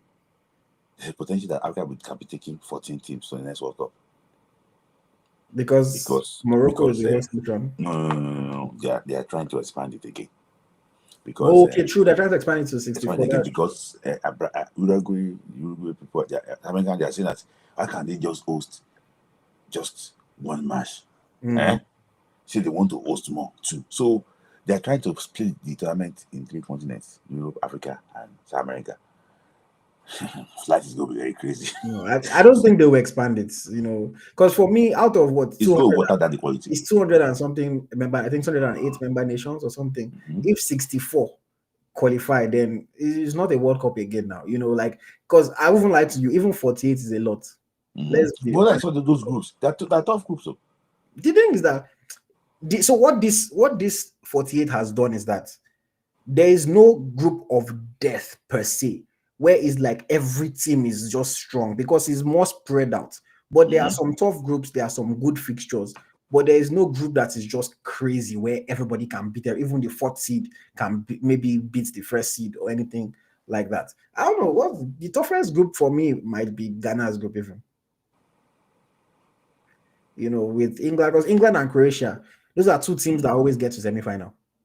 So first of all, you have those 2 teams. Then Ghana. Well, this Ghana is not that strong, but normally Ghana is supposed to be a reputable team, So I don't know, but I'm not complaining about this time, But for me, if we increase it to 64, you water it down too much, because even like I'm looking at some of the other groups now, Portugal, Colombia, Uzbekistan, and maybe DR Congo. If it's not DR Congo, it's Suriname or it's Iran. No, not Iran, Iraq, or Jamaica rather. Sorry, thank you. Listening. So it's just like this is not. Argentina's group is Austria, Jordan, and Algeria. For me, it's not that exciting. I like the Senegal group: Senegal, France, Norway, and maybe Bolivia, Suriname, or Iraq. Forget the Bolivia, Suriname, Iraq, but Senegal, France, Norway. That's competition. I like that one. You have superstars in every team, in each of those 3 teams. The matchups will be good. Norway will be hoping that they can do something. Senegal will believe they can do something. France are hoping to win it this time. But the Atlantic World Cup that they expanded, they nearly beat other African teams out of 32. So I would just hope that history does not actually repeat itself, because when they expand this now, sometimes it's water than equality. But I have a final question for you. I hear the Minister of Sport in Ghana talk so that they want to host World Cup. Ivory Coast, Ghana, and Nigeria to host the 238 World Cup. Do you think it's 2038? How many years away is that? In 13 years' time. See, I can't lie. Nigeria will not be good in 13 years. This is not a course. This is just let's not even fool ourselves. I don't see the pathway to say, in 13 years, all our problems would have been solved that we're hosting a World Cup. When do we want to build stadium? When do we want to start building stadium? You Messi will come and play in you. Messi will not be here in 13 years, but who is a youngster now that is maybe Desiree Doué will come and be playing in you. Do you think Doué will be there in 13 years? How old is Doué now? No, it's 19.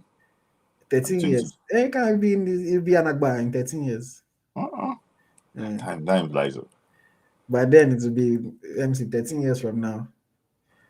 There will be no I'm trying to think, who do we know now? Anybody, the superstars then are probably like 10 years. There will be no member of Super Eagles that will be there. I mean, now if you are going to be playing in 13 years, you're probably 10 years old now. Yes. You are like 10 years old now, so we can't even know you yet. The only player that might probably still be there by Benjamin Fredericks. At 19. Or 20, he's 20 now, so he's 20. Okay. He'll be the senior man at that time. Yes. Somebody said Nigeria was there on 17 and 20 in the past. That was when we still had some decent. That was when they were painting grasses. Yeah. Even so, of course, I remember my first ever experience in any tournament was when Nigeria was there on 17. I went to watch Switzerland against Germany. 2009. 2009. Yeah, that's my first time going to stadium to go and watch football properly. Yeah, Nigeria I remember under 17, Teslim Balogun Stadium. That's where I went to watch them. And then with Granit Xhaka was playing for Switzerland. Yeah.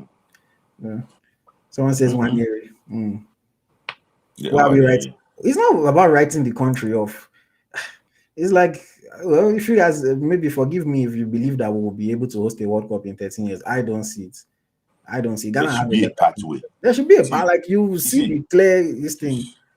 Even if it's two stadiums, which two stadiums, two cities can we say will be ready, to host?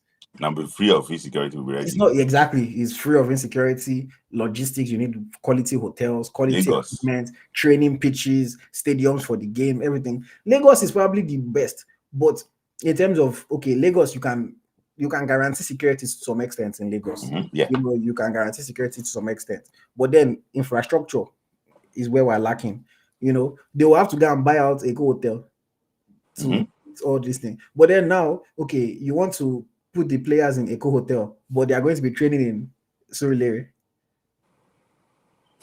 So they will not enter traffic from Eco Hotel to Surulere every time they want to go and train. So it's logistics. All these things matter. By the time they are 3 hours, got to help them. By the time they get to the stadium, everybody is tired. They will injure.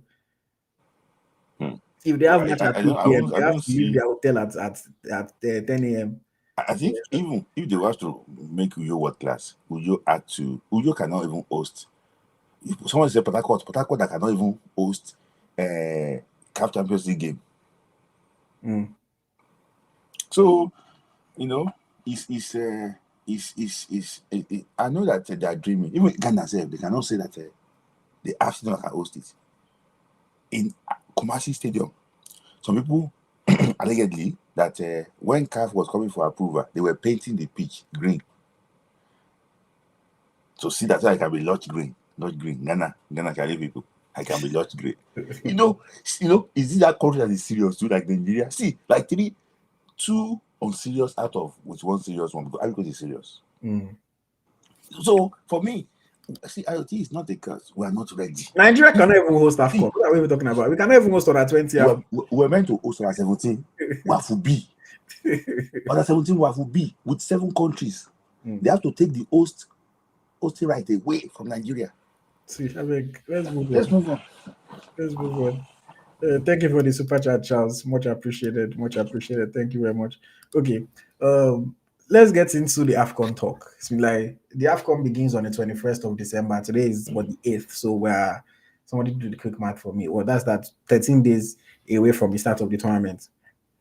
We heard the news today after comments made by the head coach of Chippa United that our dearest goalkeeper, Stanley Nwabali, is a doubt to meet the timeline to be able to go to the AFCON.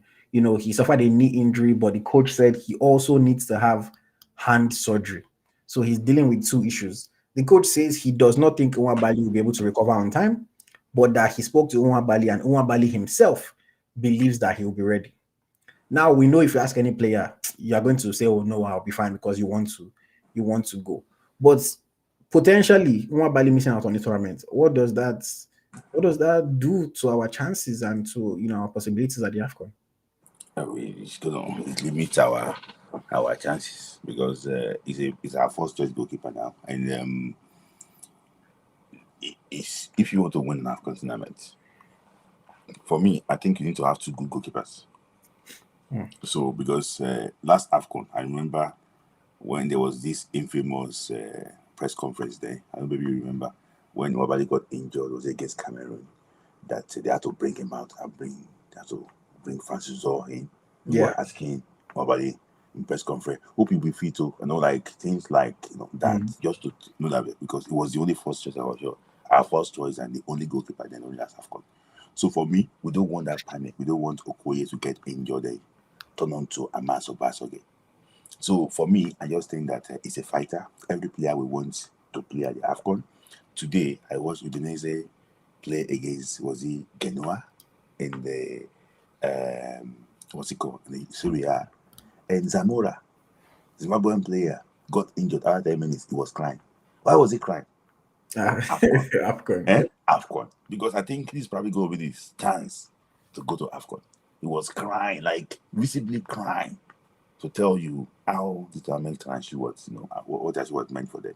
So for him. So for me, we say that it can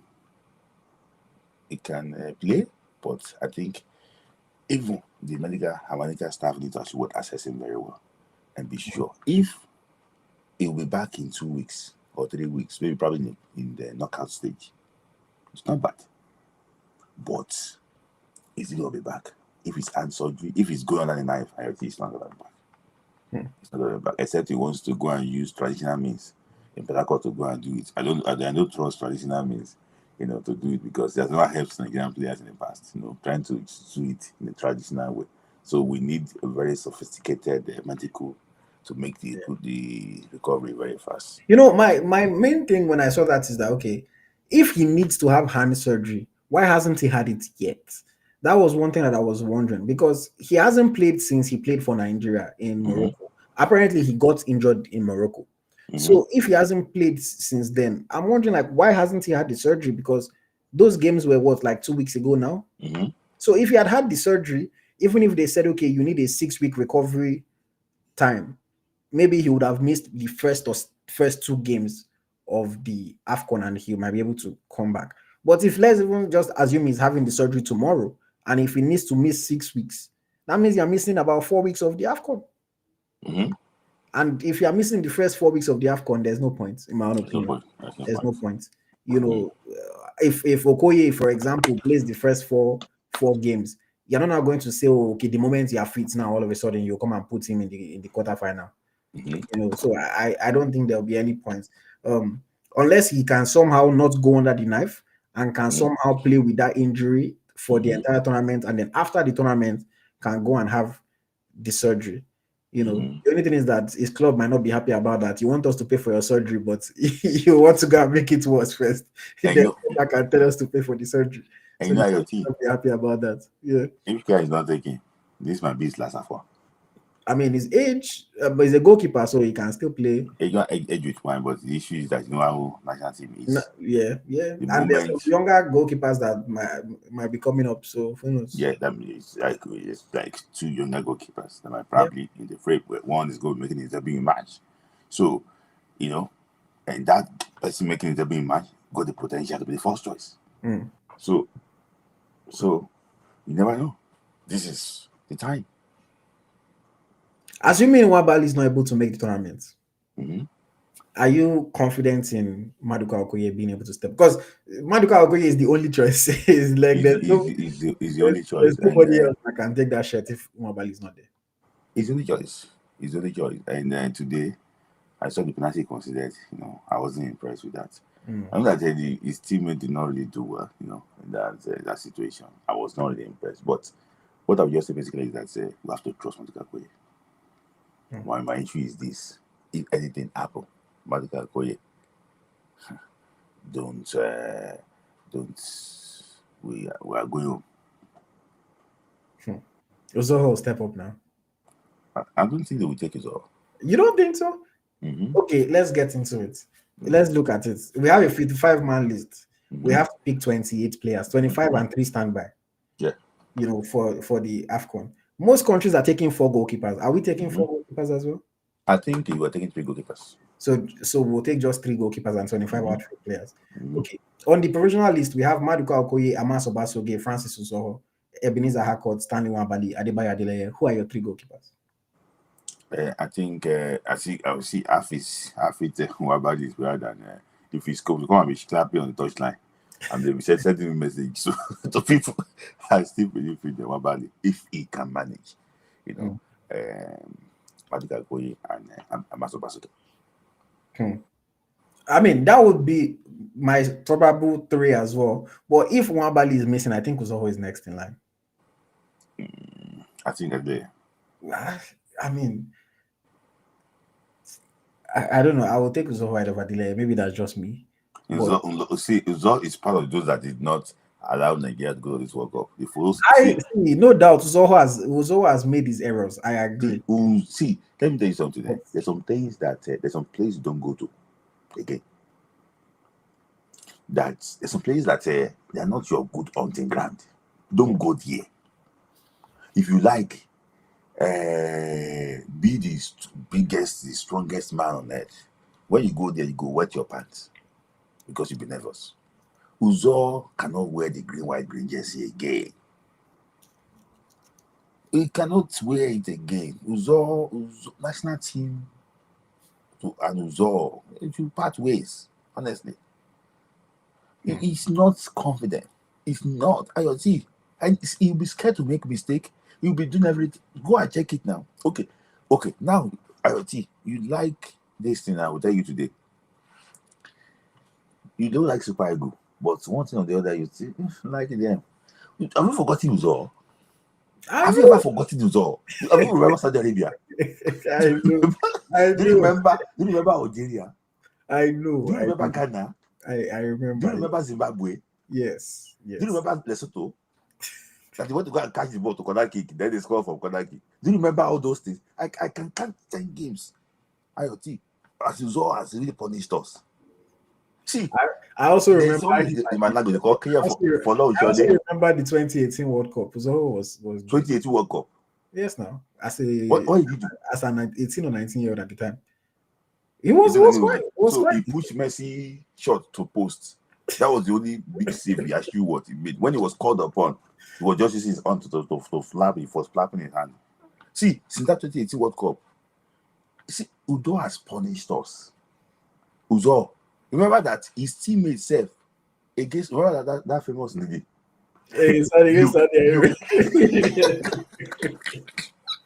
That famous lady. Look, see, if they call Uzo, nobody will play. Okay. Defenders, how many defenders have you taken? 8 or 9? Yeah, I think they are taking 8 central defenders here. 8 defenders or central defenders? 4 central defenders. 4. Okay, 4 central defenders and 4 fullbacks. Okay, so out of the on the long list, we have Felix Agu, Zedu Sanusi, William Troost-Ekong. Ekong is out of it now. So Felix Agu, Zedu Sanusi, Shemi Ajayi, Bratisai Samuel, Bruno Yemechi, Chidozie Awaziem, Calvin Bassey, Olaino, Igor Ogbu, Ryan Alebiosu, Adeleke Adekunle, and Emmanuel Michael. With all due respect, I think Adeleke Adekunle and Emmanuel Michael are not really in contention. And Felix Agu, and Felix Agu because of his injury. Yeah. So left backs, we have Zedu and Bruno. I think we can stamp them as long as they are fit. They are both going. Right backs, we have Bright and Ola. They're hoping that Ola will be. They're hoping that Ola. No, and really beautiful. Sorry. So okay, not Ola. So Ola, are we ruling Ola out? And the first thing is that when they were trying to screen the list, I'm just giving you this expo. They don't know the NFL Technical Committee don't know real abuse. Why can't they ask you? These people, to learn. Google is your friend. AyoT, I don't know how it happens in Canada. Before you present something, you will give people I want to inspect, I want to supervise you, like the copy of their what you want to present. It's not then you present it. Google is your friend. They're just lazy people. They don't know the Alebios. Google is your friend. Check in. Why can't they have somebody? That's what, and so as if you are here. I said it to one of my friends that was telling me this. I said, why can't they have somebody like you working with them? If they know that they are old school, they cannot search internet. Some of them, they use their phone to watch something different.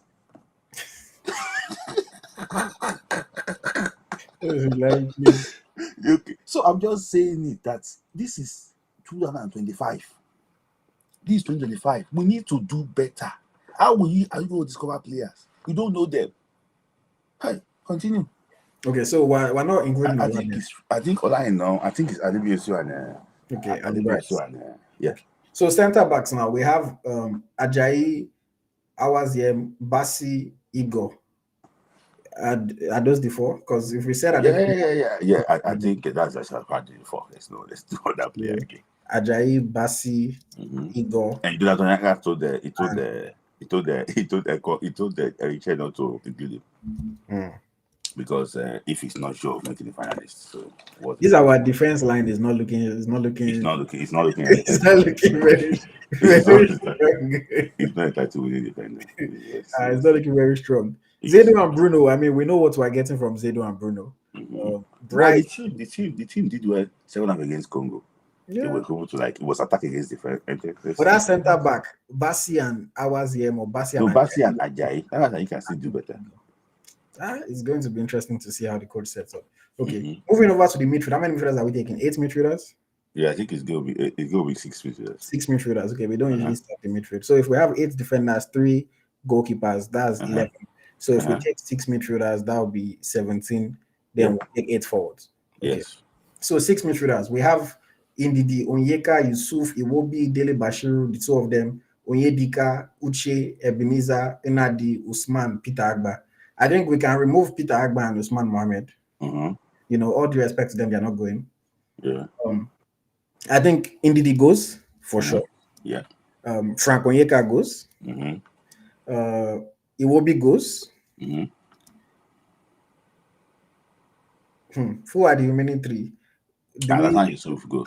You think Alassane Yusuf goes for sure? Yeah, because I know the reason why he's going. Really? You think Alassane Yusuf is going for sure? No, he's not going for footballing reason. No, but you think he's going? He's going.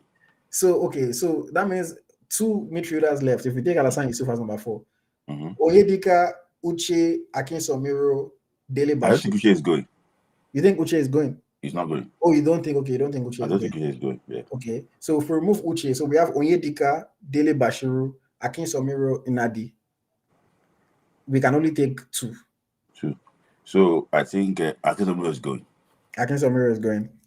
I think you might probably have to push Iwobi slightly forward. I just think that Onyedika and Bashiru will go. But that's more than 6. So it's more than 6. I think Onyedika and Bashiru will go. You can just spam push Bashiru or Iwobi forward. Okay. So we'll have Indidi, Onyeka, Iwobi, Yusuf, Akinsomiro, Onyedika, Dele Bashiru. That's 7 midfielders. Yes. So it's like 6-4. So 7 midfielders, 8 defenders. That's 15. 3 goalkeepers. That's 18. So we have 7 spots left for forward. Yes. Okay. And our forwards, Pensi Paso. Okay. We know that Victor Osimhen is going. We know that Lukman is going. Chukwueze is going. Simon is going. That's 4 of them. 3 left. Who are the 3 that we're taking? There's Tolu, there's Akko, there's Ejuke, Olakunle, Sadiq, Kelechi, Taiwawoni, Boniface, Onuachu, Murphy, Tella, Desas, Durosimi. I think actually Durosimi is going. You think so? Why do you think so?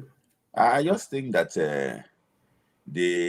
when they were discussing about Durosimi, they thought it was a foreign-born player.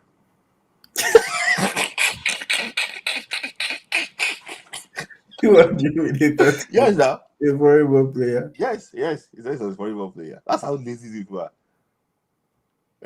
The agenda is not to see foreign-born there, not to see foreign-born there. Cross their name out, not to see foreign-born there. I think Rafi Durosimi probably made that great crash the list.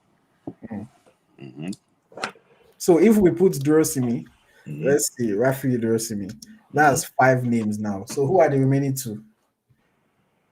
Onuachu, are they going to take my guy, Tall Paul? I don't know. I don't think Arokudare will make the list. I don't think Arokudare makes the list. It's also good for AyoT to stay away from the national team and actually just try and do well, for his club side. So I don't think the Tintella 2 will make the list. Maybe probably that will be his own personal decision. The coach came out to say that he's not fit yet. He's not 100% ready for comedy and things like that. Maybe probably he would tell Alicia that he's not ready now. To go. I mean, Tella, I wouldn't really expect Tella to be there, to be honest. I wouldn't really expect Tolu to be there. But I mean, you guys know my own list. I'll take Paul. Mm-hmm. You guys know that on my own list, I'll take So Paul. you will take Paul alongside. I'll take Osimhen, Lookman, Chukwueze, Simon. I'll take Paul. Mm-hmm. I need Are you going to take AFCON too? maybe let me see. You go take 3 strikers actually. Yeah, 3 strikers. Yeah, I'll take 4 strikers are Osimhen, Paul, and probably Ako. Yeah, for Mm-hmm. me, probably Ako. AFCON, yeah. Mm-hmm. Mm-hmm. Then wingers, if I'm taking, let's say we said 7, so if I'm taking 3 strikers and 4 wingers, Lookman, Chukwueze, Mm-hmm. Lukman Simon, Chukwueze, Simon, and Lukman Chukwueze. I think we don't have the fourth option, you know that. Only Lukman Chukwueze. Enzo Tele, Ejuke. Ejuke. Okay, Chidera. Ejuke will. Mm-hmm. Chidera is back in the fold. Mm-hmm. Maybe Chidera makes the list. Yeah, because we don't really have wingers, so you might as well take Ejuke to Mm-hmm. make it So, up. to this, yeah. So, you can see that is okay based on your assessment now. Is he an AFCON winning list? This is not an AFCON winning. Well, to be honest, AFCON winning squads. Ivory Coast team that won the last AFCON was not a super stacked team like that. Now. Superstars. You see their defense line alone. Yes, Roma, Sporting Lisbon. You see, you see players with experience, player played for Barcelona before, plays for former captain of RC Lens in France. You see someone that has played in the Premier League before, like this guy that scored the winning goal against Nigeria. You see Adingra that was in Brighton. No, I'm just trying to say that. I understand. I mean, they had a good team. Mm-hmm. Though the best team don't normally win. Yeah. The best but our own team. Okay, so we have defense. We have FC Porto. We have Fulham. We have Nantes. We have Hull City. That was it, yeah. Then you go finish us for AFCON. We never know. Then in our midfield, we have Fulham. We have Besiktas, formerly of Leicester. We have Brentford, Premier League player, doesn't play but is there. Then we have Club Brugge, Champions League experience, title winning experience. Club Brugge, Onyedika.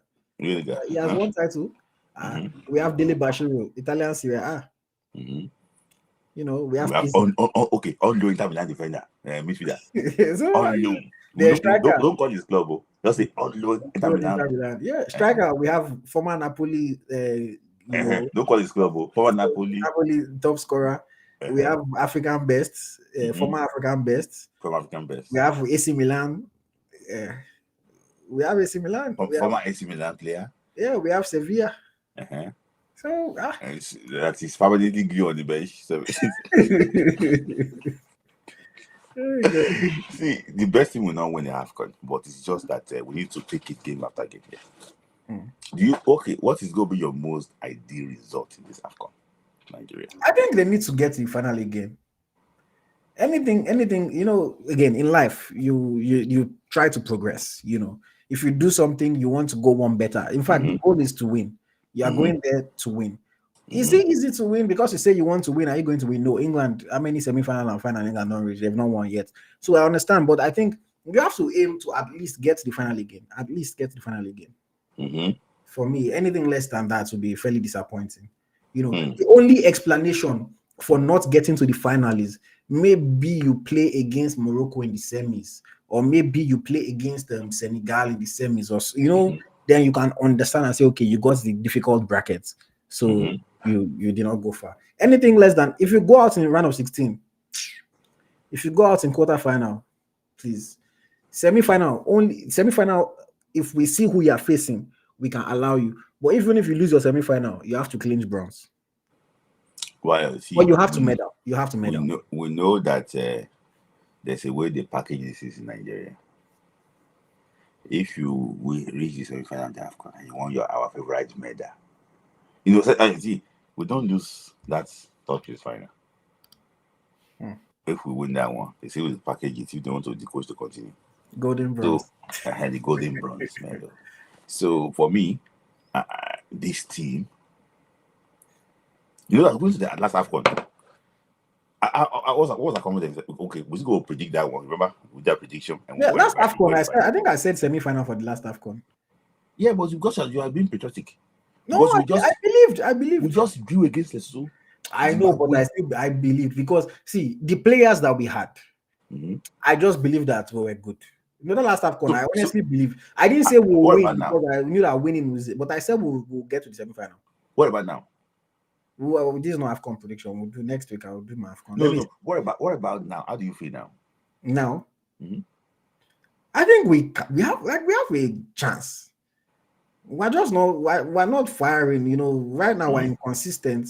The team is not convincing to me right now. You know, next week we'll do prediction. Let me get the squads. Let's get the squad.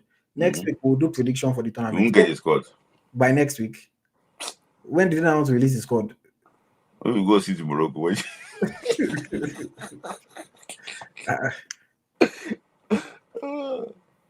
Yeah, I don't want to release the squad if we don't get it by next week. The other countries have it's not last to drop squad does not mean that you win now. We don't draw scores against DR Congo. You do against Gabon. They do win. They do with the playoff. Let me quickly take super chat comments here. Charles says, tell everybody to sign the petition. Charles said, can someone please tell me what Gusso was doing in Washington? Did he think Nigeria qualified? What an is Charles always coming for Gusso? Please allow the man. No, allow the man. Why would I allow the man? It's somebody that swallowed the mortar. You cannot rest. He will not sit down, he will not stand up. He will not rest. If you swallow something that you're not meant to swallow, he will not rest. He will not allow him to rest. He went to enjoy himself in the States, man. He went to feel the American fiesta. He went to enjoy himself in the States. But yes. Who do you guys think should make the final AFCON score? Let us know in the comments. Or you can call in to give us your thoughts on your own AFCON squad or any of the topics that we have talked about this evening. I want to call on you guys again, please. If you haven't liked the video, make sure you hit the like button. Make sure you hit the like button now. You know, we still have less than half of you guys that are watching. I have to hit the like button. They're enjoying the that now. video. I know we are enjoying the program, but please hit the like button. It goes a long way. And keep supporting us, keep sending super chats. It really, really helps. You know, a lot of comments, you know, that I would like to take and discuss, but not super chat affiliated. So sorry, who do you think should be Super captain? We didn't talk about that. Oh, right. With AFCON. I mean, I think Indy is the captain for me. Like, let's look at it this way. Why is that when we appoint captain, the moment they go to the bench? When Mikel left, they gave Musa captain. Since then, Musa has started on the bench. So, in my opinion, when you make have somebody official, we have to make somebody that is very young now a captain. That's the best thing. I can lead, not on the bench to be clapping. I can lead the team. And see, how will you feel if your captain is making mistake all the time? You cannot even correct the mistake, you cannot even talk. He's doing that. Is the captain not a liability to the team? Would you make somebody that is active a captain in that team that will lead the team very well? You will lead by example. So who is the person? Calvin Bassey.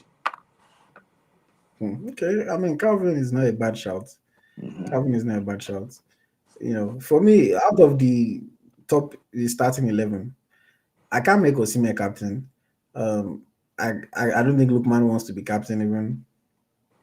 Simon is already one of the captains. Maybe Simon. But it's not Simon. Simon is a very weak captain. Calvin Bassey is not a vocal person like that. Calvin Bassey is probably a good shot. Maybe. Most I'll give it a case of I don't even make his debut. That's a joke, man. That's a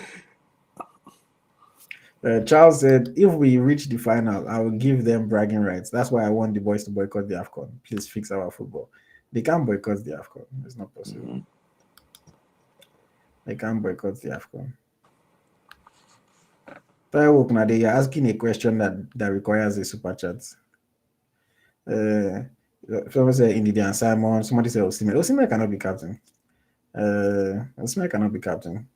Why? Why is Osimhen cannot be captain? Why? Because Osimhen does not have leadership qualities. Osimhen is an on-field leader. Maybe he does things off the field that I'm not privy to, but just the way you carry yourself, the way you speak. You bring Osimhen to press conference. Osimhen that avoids the media. You now bring him to press conference to come and talk. Do you think he'll talk well?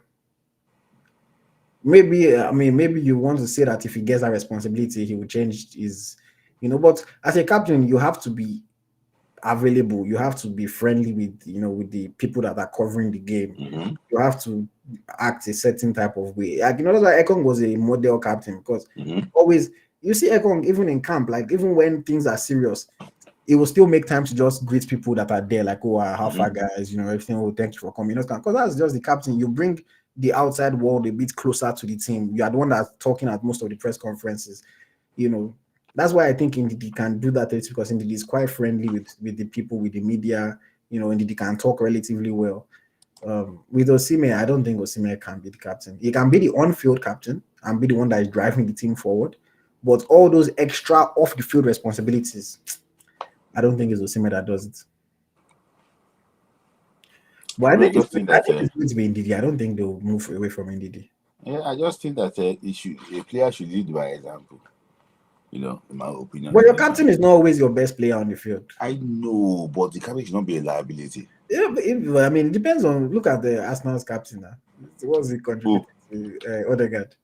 But you also see somebody like the guy from Portugal that scored against Sunderland, Man City captain.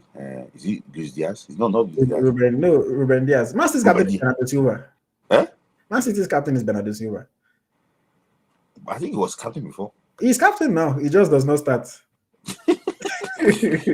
Bernardo Silva is Man City's captain. He just doesn't make business. So I just think that we want that leader on the pitch that can lead the team. That could sacrifice for the team. For me, you said that he's a very good communicator. It's good, but his mentality too.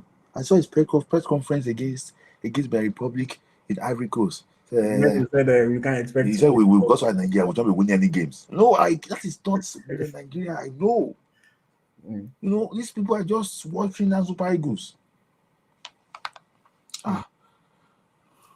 All right, so let's take callers. We have a few people that are waiting to speak, and then we'll wrap up for this evening.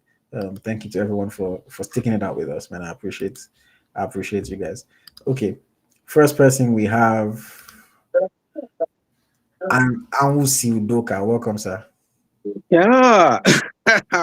A good tracker. Ayo, thank you very much, brother. Thank you for joining us. I appreciate bringing me in. Is this your first time? I don't think I've seen your face before. Yeah, it's my first time, but though I've been following your program since God knows when. I've been following your program. I think the first time I joined the program that we were there was at one that was hosting. That was the Nation Cup we lost out. That was 2021. Yeah, exactly. So I joined the program that very day. Since then, I have not had opportunity of joining again. But I keep following your program. Thank you. And that of Mr. Smith. I followed both programs. So I so much appreciate what you guys are doing. It's very wonderful. Thank you. I'm very, very honored, to join your party today. Okay, let me start from the last topic, talking about the captainship. The captainship, just like what Mr. Smith Layi is saying, Ndidi could be a good leader, but his body language is always betraying him. Each time he's representing, or each time there's an issue in the field of play, if he want to approach the referee, he looks like he's afraid. If you look at his eyes, his body language, he doesn't even act like a leader, So for me, that is a 0-0. That is a no-no for me. It's not good. As a leader, you have to be up to it. Your body language have to speak that you are a leader. You are representing your people. Then again, on the issue of those that were the 27-man list you're talking 28. About, right? 28-man list. I will advise, let us not be in a haste to destroy the main body of the team, right? In the name of want to make some changes. There are people that are core body of the team. Let's not touch them. But then we can add some new fresh legs to make sure that we bring in some fresh mind, those that can, that is very, is burning in their spirit to contribute. For example, you guys mentioned the likes of Arukudare. He's struggling right now. There's a need for let him be, you understand me, so that he can be able to establish himself. And again, that the role he played in the last match against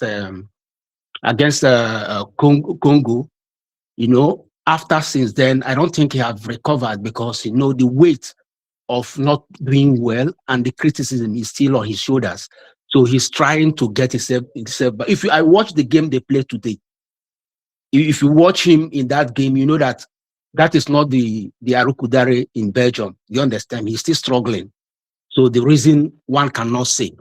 Then another person again I will appreciate, maybe we should look inward to bring is this Siridezas.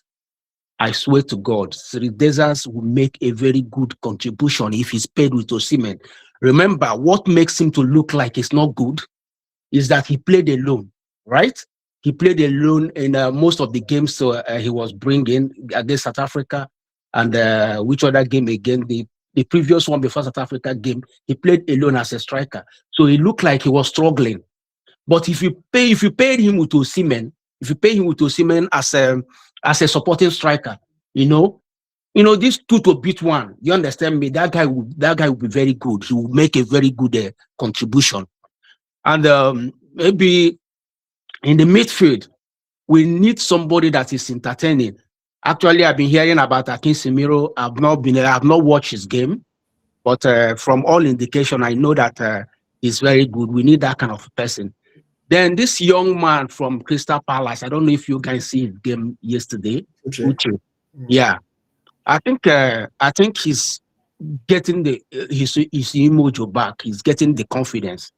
If only they can allow him to come in again. If only they will allow him, give him a try. Because we have not really seen good of him. The one we see in the Unity Cup was just periphery. Then again, against South Africa away, he came in, but he did not really do well. He looked like he was struggling. The first touch, he missed his first touch and he rolled on the floor, and he did not really pick up. And before the game, went out of hand. But finally, we'll be able to pull 1-1, courtesy of Bassi. So I would like, because that midfield, we need some kind of engine room. We need some kind of engine room there. Somebody who can bring in a raw skill. Somebody who can run non-stop, And I do believe that if the guy is not bringing as a striker, if he's not playing a striker role and they bring him in as a midfielder, he can be a very combative midfielder. You understand me? So, and on the other hand, talking about Nwabali, yeah, I don't know if we are going to take somebody who's maybe that could be a ploy to make sure that they look towards his side. That idea of saying that he had injury, I just hearing about the news. I just read the news yesterday and today. You understand me? But sometimes, Nwabali look like a showman. He like creating a scenario whereby everybody will looking at him. They are looking to his direction. That might be such ploy. I don't believe that he had injury, but if he does, we can scout for that goalkeepers. There's this one that is trending. It's half Japanese, half Nigerian. I think he plays in Belgian league or something like that. The original list is already out, so it has to be somebody from that original list that will be picked. Okay, they can't be able to extend such invitation to such person. No. Okay. Then, however, we have to work with what we have. That is to say that maybe Amasa Basegi could be a very good replacement, a very good contributor. But then, going by Uzoho's latest contribution in the, I think in the UEFA, what of that tournament they're playing is one of the UEFA. Yeah, Conference League. Conference League. I think he did well in the last. I know that yes, just like what Smith Layi said, that he contributed in what we are suffering in terms of not going to the World Cup because he was there. It was during his tenure that we lost most of those games, cheap goals. Do you understand me? Which not supposed to be. But however, if you are looking at his his status now, or what he's about to what he did in the last, because they say judge a player based on his last game.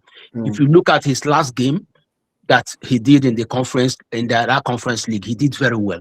Yeah, He did very well. So if we are to judge by that, I think he stand a chance if this man, if Nwabali decide to take a bow, you know. Yeah. Perhaps we Can can I look just ask forward. you a question? Okay, sir. So I can bring somebody else up. So Okay. Do you watch Nwabali? You watch Uzo against Man United? Against Man United. That was two seasons, right? Yes, he was outstanding on that game. I watched it. And he came to Nigeria to come and do what? You see, maybe I'm not holding brief for him anyways. I know. I'm not holding brief for him, you know. But maybe on occasion like that, we don't know what his his psychology before going into that game, and let's just say maybe his state of mind. His state of mind before going into the game. Do you understand me? But however, if we are to look at record, you know, his antecedents. Do you understand me? When he was doing well, and coupled with the last game he played, we can count on him. Do you understand me? So finally, let me just leave it here, and thank you guys for giving me the opportunity to contribute. Thank you very much. Nice to see you. Thank you very much. I appreciate. Thank you. And keep up the good job. I appreciate. Okay. Thank you. Yeah. All right. That was yes, that's there. You know, I don't know, maybe people don't know what I'm talking about. No, we know. But see, the reality of it is that I personally think I try not to judge people based on errors too much, and I try to give people an opportunity, you know, to, you know, I'm not saying he should come and be a starter, but third choice, I think he can be a third choice. I'm envisioning something now. If something is what happened, they took Uzo, maybe probably Uzo actually what made the list to the AFCON. And maybe you one shot cause come, you enter into Rose, you enter this. Who will be the first person to come here and say that because I say you should be there does not mean that if you make mistake, I will not call out the mistake. But I just think, you know, third choice, you can give him third choice. But, see, okay. Let me bring us with that. We have spent enough time. Let me bring other people up. Yeah. Okay. Welcome. Okay. Seems like Sherwin is having connection issues. Okay. Let me bring on. I want to bring on Xcode, but you're lying down on your bed. I'm not about to. We don't want to see you in your bed. You know, go somewhere that sit up so that we can actually bring you on. Zizo B, welcome, sir. Zizo.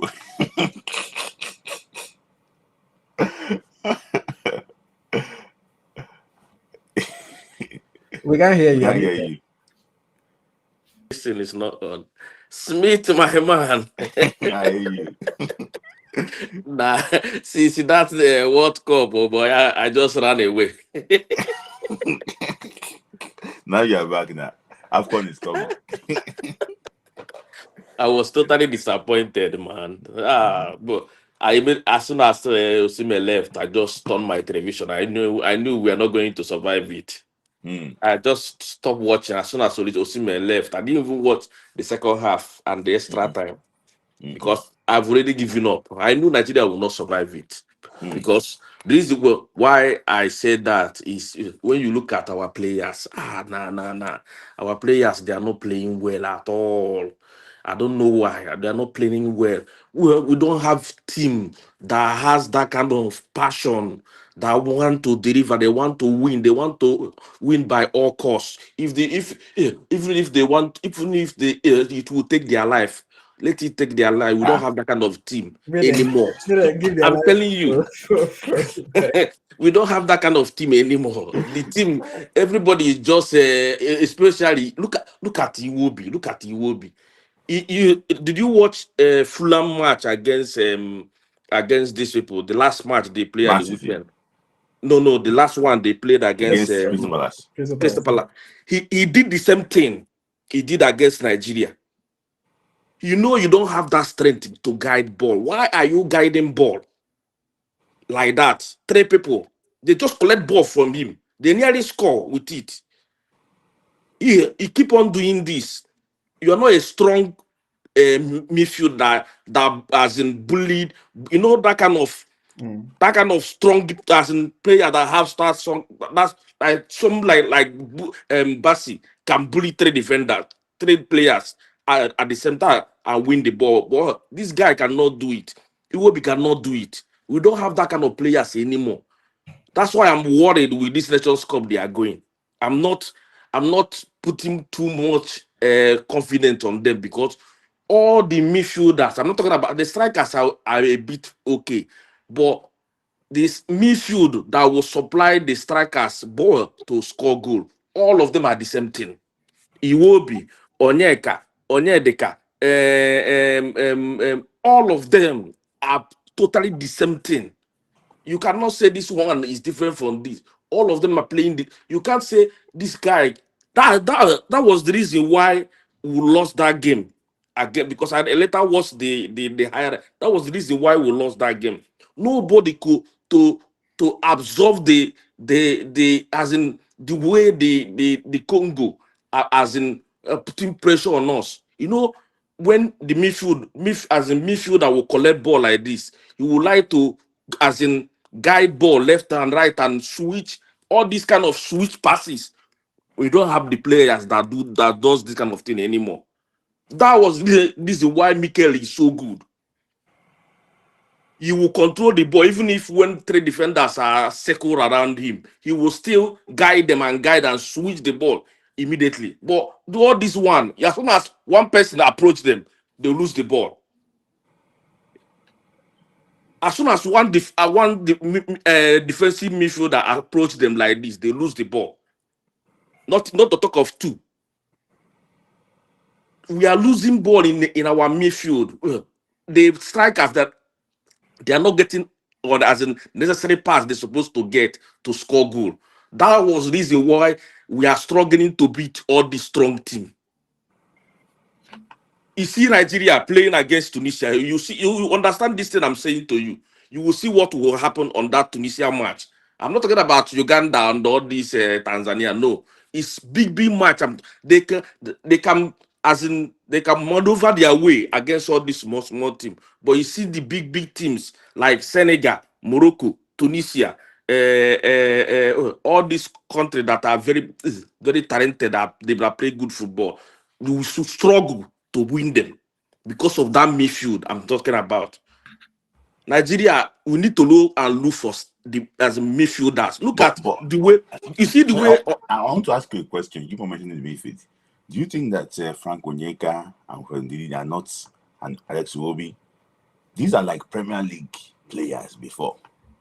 Yes, but this is what we are talking. You see, these people you are talking about, so they can play when we are playing against a European team. But African football is different from Europe. Africa, if you don't have stamina, you don't have strength, you can't play. You see what happened to us at the final against Africos. If you don't have that stamina to absorb all this pressure, these people, they can kick you, they will even able you. It's not like Europe. Europe will allow you to control ball, to pass, to express yourself, but Africa will not allow you. It's like Zizo was upsetting somebody. They've taken They don't call Zizo. they've taken his internet. Very good. Okay, I've waited a little bit. He has not reconnected, so I'll have to. And I was enjoying his passion. Okay, is he back? Let me see if we can give him 1 more minute. African football needs talent and the stamina. If you don't have it, you can't. That was the reason why Osimhen is doing good in African football and the European football. You understand? He play the same thing he's playing in Europe, in Africa. You have to bully these defenders. If you don't play like that, you won't be able to do anything in the pitch. You understand? So we need to go and look for midfielders that can create passes for strikers to score goal. Okay, we are playing free kick, and I assume we'll get free kick to play in the Nations Cup. You will see no ball, no, nothing. We can't, the way we used to play before. Unless he can shoot. We don't have anybody that can shoot ball anymore. Is it Iwobi that will shoot ball? Yeah? They play as if they don't know how to shoot ball again. You will hardly see somebody that will dribble and take shot from nowhere. Yeah? Our football has passed all these olden days. Now, any space you get, you take shot, it will enter. All right. So I have to let you go because other people are waiting. Like I can No hear problem. your passion, Thank you, Zizo. No problem, brother. No Thank you, problem. thank Take you. care. Thank you Very for your much. time there. Somebody said that, sorry, I see somebody just respond to one comment. I can't believe Smith Layi said that Basi should be captain. Who should be your captain? If it's not Basi, who should be your captain?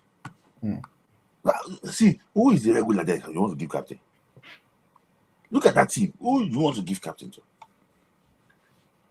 That's the only person that is guaranteed to start again. Let me hear next level mail shorts dailies. Thank you for becoming a member of the channel. Much appreciated. Your support goes a long way. Thank you. Shout out to that person.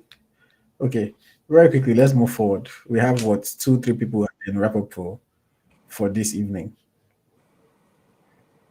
Mr. Xcode, welcome. Xcode. Xcode is always listening on one device. He'll be listening to us twice. That's what Xcode will be doing. We cannot hear you. He will be listening on his radio. We can't hear you. We can't hear you, Xcode. Okay, Xcode. Maybe go and fix your audio. Just laugh at you. We cannot hear you, Xcode. So just fix the audio and I'll bring you back on. Sean, welcome. Sean is done it as hello. You're muted.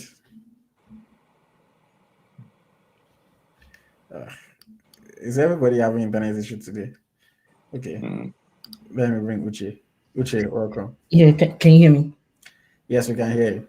Okay.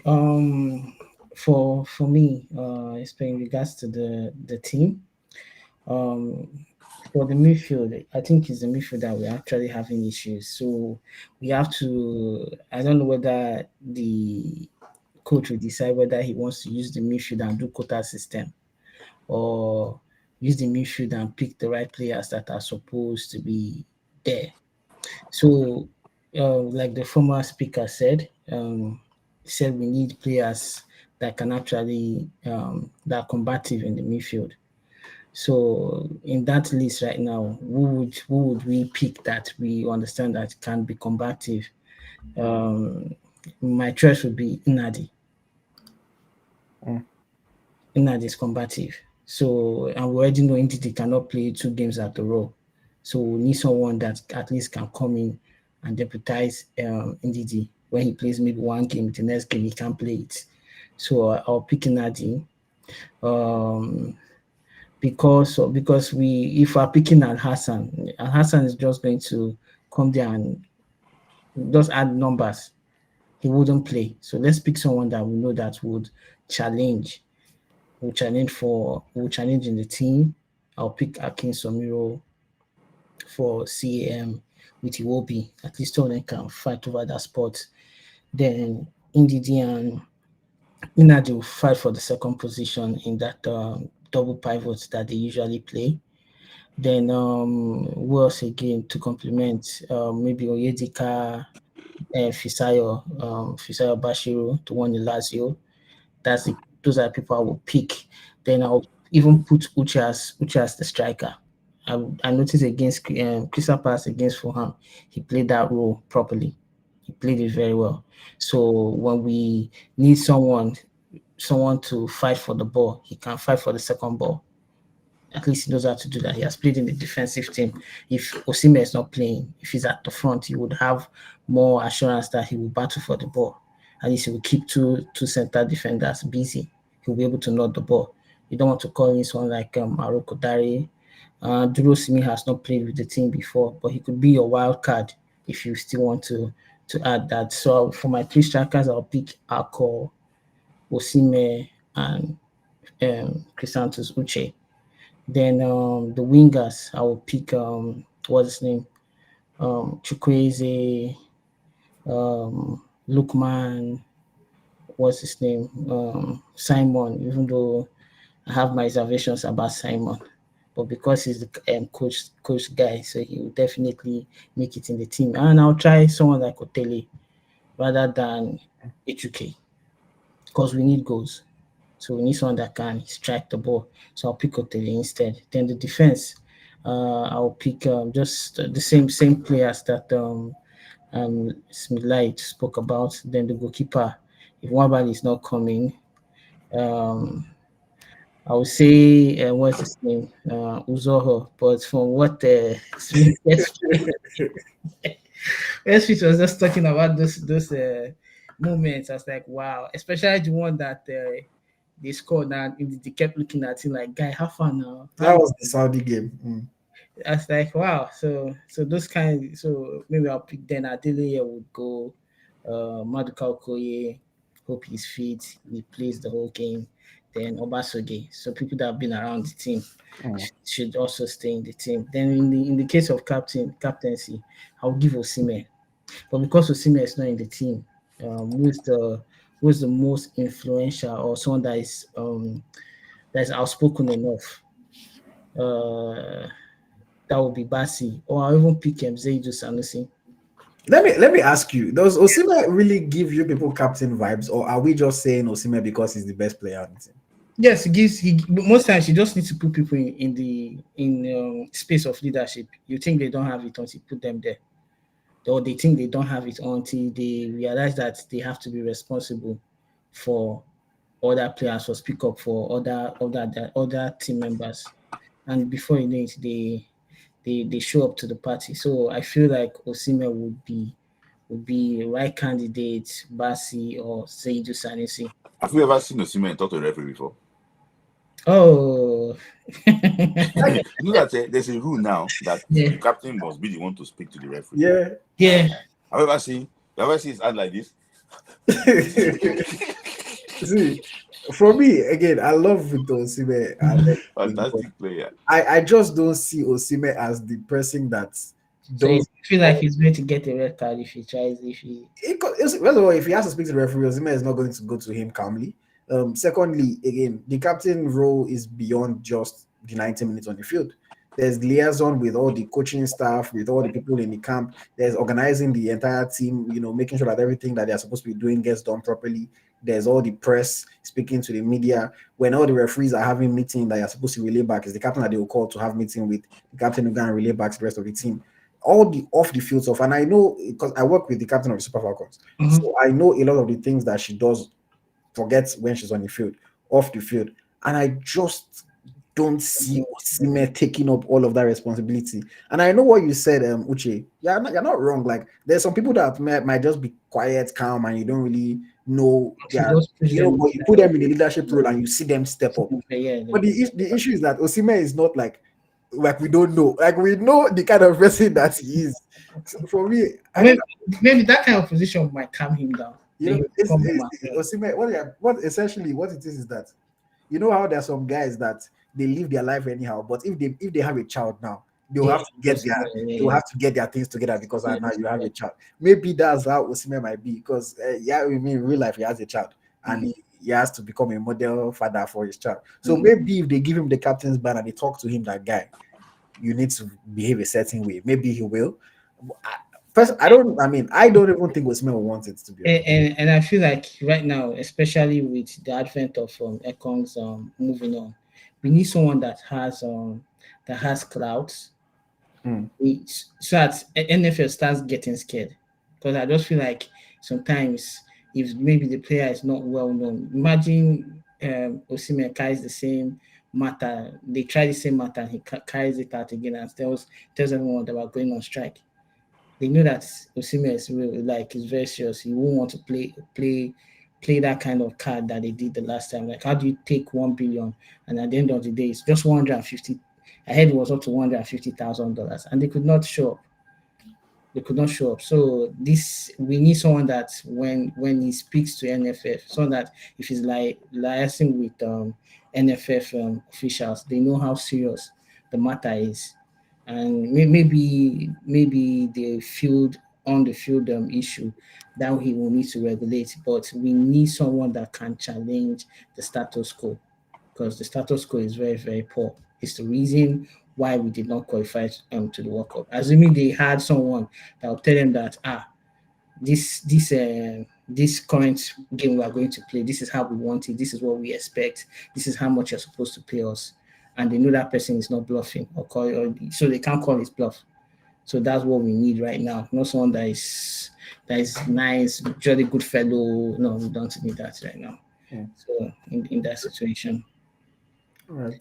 Yeah, so that we can go far if they want to go far in this AFCON. But if they want to maybe go out in the quarterfinal or maybe second round, then they can carry Al Hassan, because I know he's not coming there to do anything.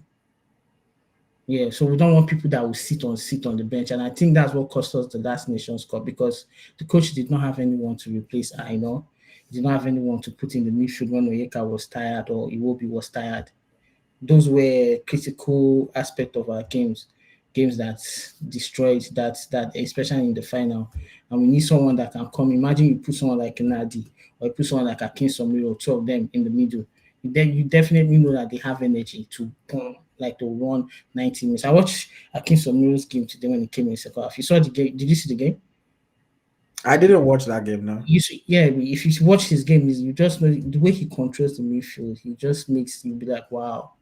So we need those sort of players, and hopefully they do the right thing. If they don't, we'll just go back home again. And to be good, at least we can still push for Gusso to get fired next year. Yeah. All right. Thank you very much, Uche. Nice to hear from you always. Hi. Bye. All right. Okay, Uche is pushing for Osimhen to be the next captain of the team. Let's see how that goes. I'm just looking at comments. Somebody said Basi cannot be the captain because he sags his shots on the football field. So, Is it a criteria for Troost-Ekong? I just think that in this current team, there's only two players who can guarantee that's going to start a game with Osimhen and Kevin Basi. Indeed. Honestly. Whether I like it or not, Indeed is a guaranteed starter. I'm sorry. For me, I think his time will probably be up in the national team very soon. Hey, but for now, Indeed is still our best DM. Yeah, but you see that even his body will know, like he's towards the end. We don't want to have a captain that immediately make him a captain fully now. He's not going to be on the bench. We want a very active captain. So for me, I think because we don't have anybody now, that's the reason why he's still there. Immediately we have somebody slightly that is younger. Well, he has been vice captain for a number of years now. It's not as if they just made him vice captain. No, I know. No, so just like Ekong. It was like Ekong, when Ekong was never a captain, you know that? Ekong was vice. Yes, was never a captain. What do you mean never a captain? Was never like a main captain of the team. Musa is still the Musa is the captain of this team. Musa is still the captain. Let's just make him the honorary captain of the team, honorary captain. So that you can take the captain. You can take it for life. Honorary captain. It's funny, how can Ekong retire before Musa? Eh? I said, how can Ekong retire before Musa? It's not funny. You know that Nigeria, man, nobody likes to leave position. Let's bring on final caller for this video. Odun, welcome. Hi guys, thanks for bringing me on here. So I just want to say something like really quick, and thank you for making me join your live the last time. So the first thing is the formation. I think one of the reasons why the coach had a difficult game against Congo is the formation switch. 4-3-3, 4-5-1 has never worked for us, really. Pesaro discovered that because in the first game of 2023 AFCON, he played the 4-3-3. We drew with Equatorial Guinea. He now had to switch to five-man back line and with the wing backs and stuff. And it was decent. We got to the final. Surprisingly, we were never supposed to get to that final. So when Pesaro left, everybody else that came wanted to go back to the 4-3-3. We got beat, or we drew, or we just had a struggle. So I think this coach has developed a very good formation in the 4-4-2-ish kind of formation that he did. I really think it's a very good formation, and with that formation, it allows us to play kind of fluid play. You see Chukwueze come into the middle. Sometimes, what's his name? Our African best who comes into the middle. It's really, really, really good, and I think it's going to take us far. Then, secondly, I think it's high time we need to reward Osimhen with being the captain, honestly, because he has carried us. And what does the captain do? The captain carries a team. Maybe if we give him the captaincy, he might even calm down on his, on the way he approaches talk. I actually gave that explanation to that. Sometimes when you have responsibility, when you have responsibility, you would not want everything is at stake, basically. So you would want to calm down. It might even make him be a better footballer and stuff. But he has carried us. He deserves captaincy. Basi too, really good. But Ndidi doesn't really, really like the light to be on him, really. That's why he couldn't take a penalty as a captain against Congo. That thing ruled him out, honestly, to be a really good captain. As a captain, you need to step forward to come and do whatever will happen. Yes, I to go and take. And there you go. So basically, these are just the two things I just want to talk about. The formation should stick to 4-4-2. That 4-3-3 will never pay us because they would man-mark Osimhen, and in South African football, they might injure him, they would hassle him, and we don't really have that 10 that can really do that much. So we go back to the 4-4-2 that helped us in the qualifiers to an extent, basically. So that's just the two things I wanted to put up. All right. Thank you very much. I appreciate you joining us and sharing your thoughts with us. Thanks for bringing me up as well. All right. So he says, let's stick to the 4-4-2 formation and let us reward Victor Osimhen with the captaincy. Ultimately, it will come down to Eric Shaw and what he decides, unless he lets the players choose their captain by themselves. But I still think it's going to be Ndidi. But let's see. He choose the captain himself, and there's no tribunal. let's see what happens. Then. Okay, we are well over 2 hours into this, so we're going to wrap up the show there tonight. I want to say a massive thank you to everyone that has engaged and has tuned in. If you are new here, please hit the subscribe button. You don't want to miss all the AFCON content that's coming up. Thank you to everyone that supported us with super chats, from Charles to Odun to Vara Moment to Uche, and then our new member, Next Level, Yo Shorts Daily. I really, really appreciate you. Existing members like Adedotun, like Victor Cobham, you're not forgotten. Thank you very much for your support for the channel as well. Next week, I'm hoping I would have the Super Eagles AFCON list by then, but if not, we'll talk about whatever else it is and we'll start our preview of the tournaments, talking about the group stage, facing Tanzania, Uganda, Tunisia, see what our chances are. We'll talk about the other groups as well and see who we think can progress from those groups and kind of just give a general outlook on the tournament and what we think is going to happen.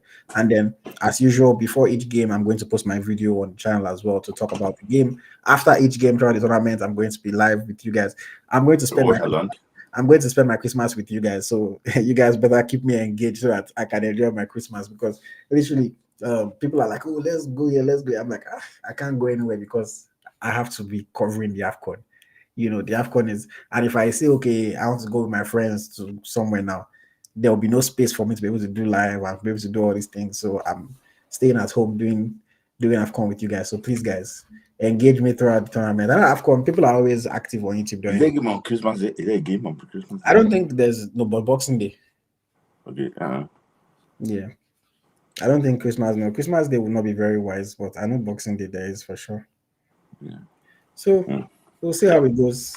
Final word from you, Smith Layi. Yeah, another beautiful song. One day, another issue. Fantastic. You guys have been very good. we hope that the team actually will perform well and we can cover the AFCON for so long, not to group stage and we come home. So all the way to the final. All the way to the final. Just like last time, and I guess we're following us. The preaching was very good. In fact, guys, just share the video, engage very well. Last year was, last 2 years, was it? 2024? 2024. Yeah, okay, that was last year. And it was very, very good. I really enjoyed the engagements. So guys, do it again. Thank you very much, guys, man. It's been a pleasure. This has been another fantastic episode of the NaijaFC podcast. As always, my name is AyoT. My co-host is Smith Layi. We'll see you guys in the next one. Thank you.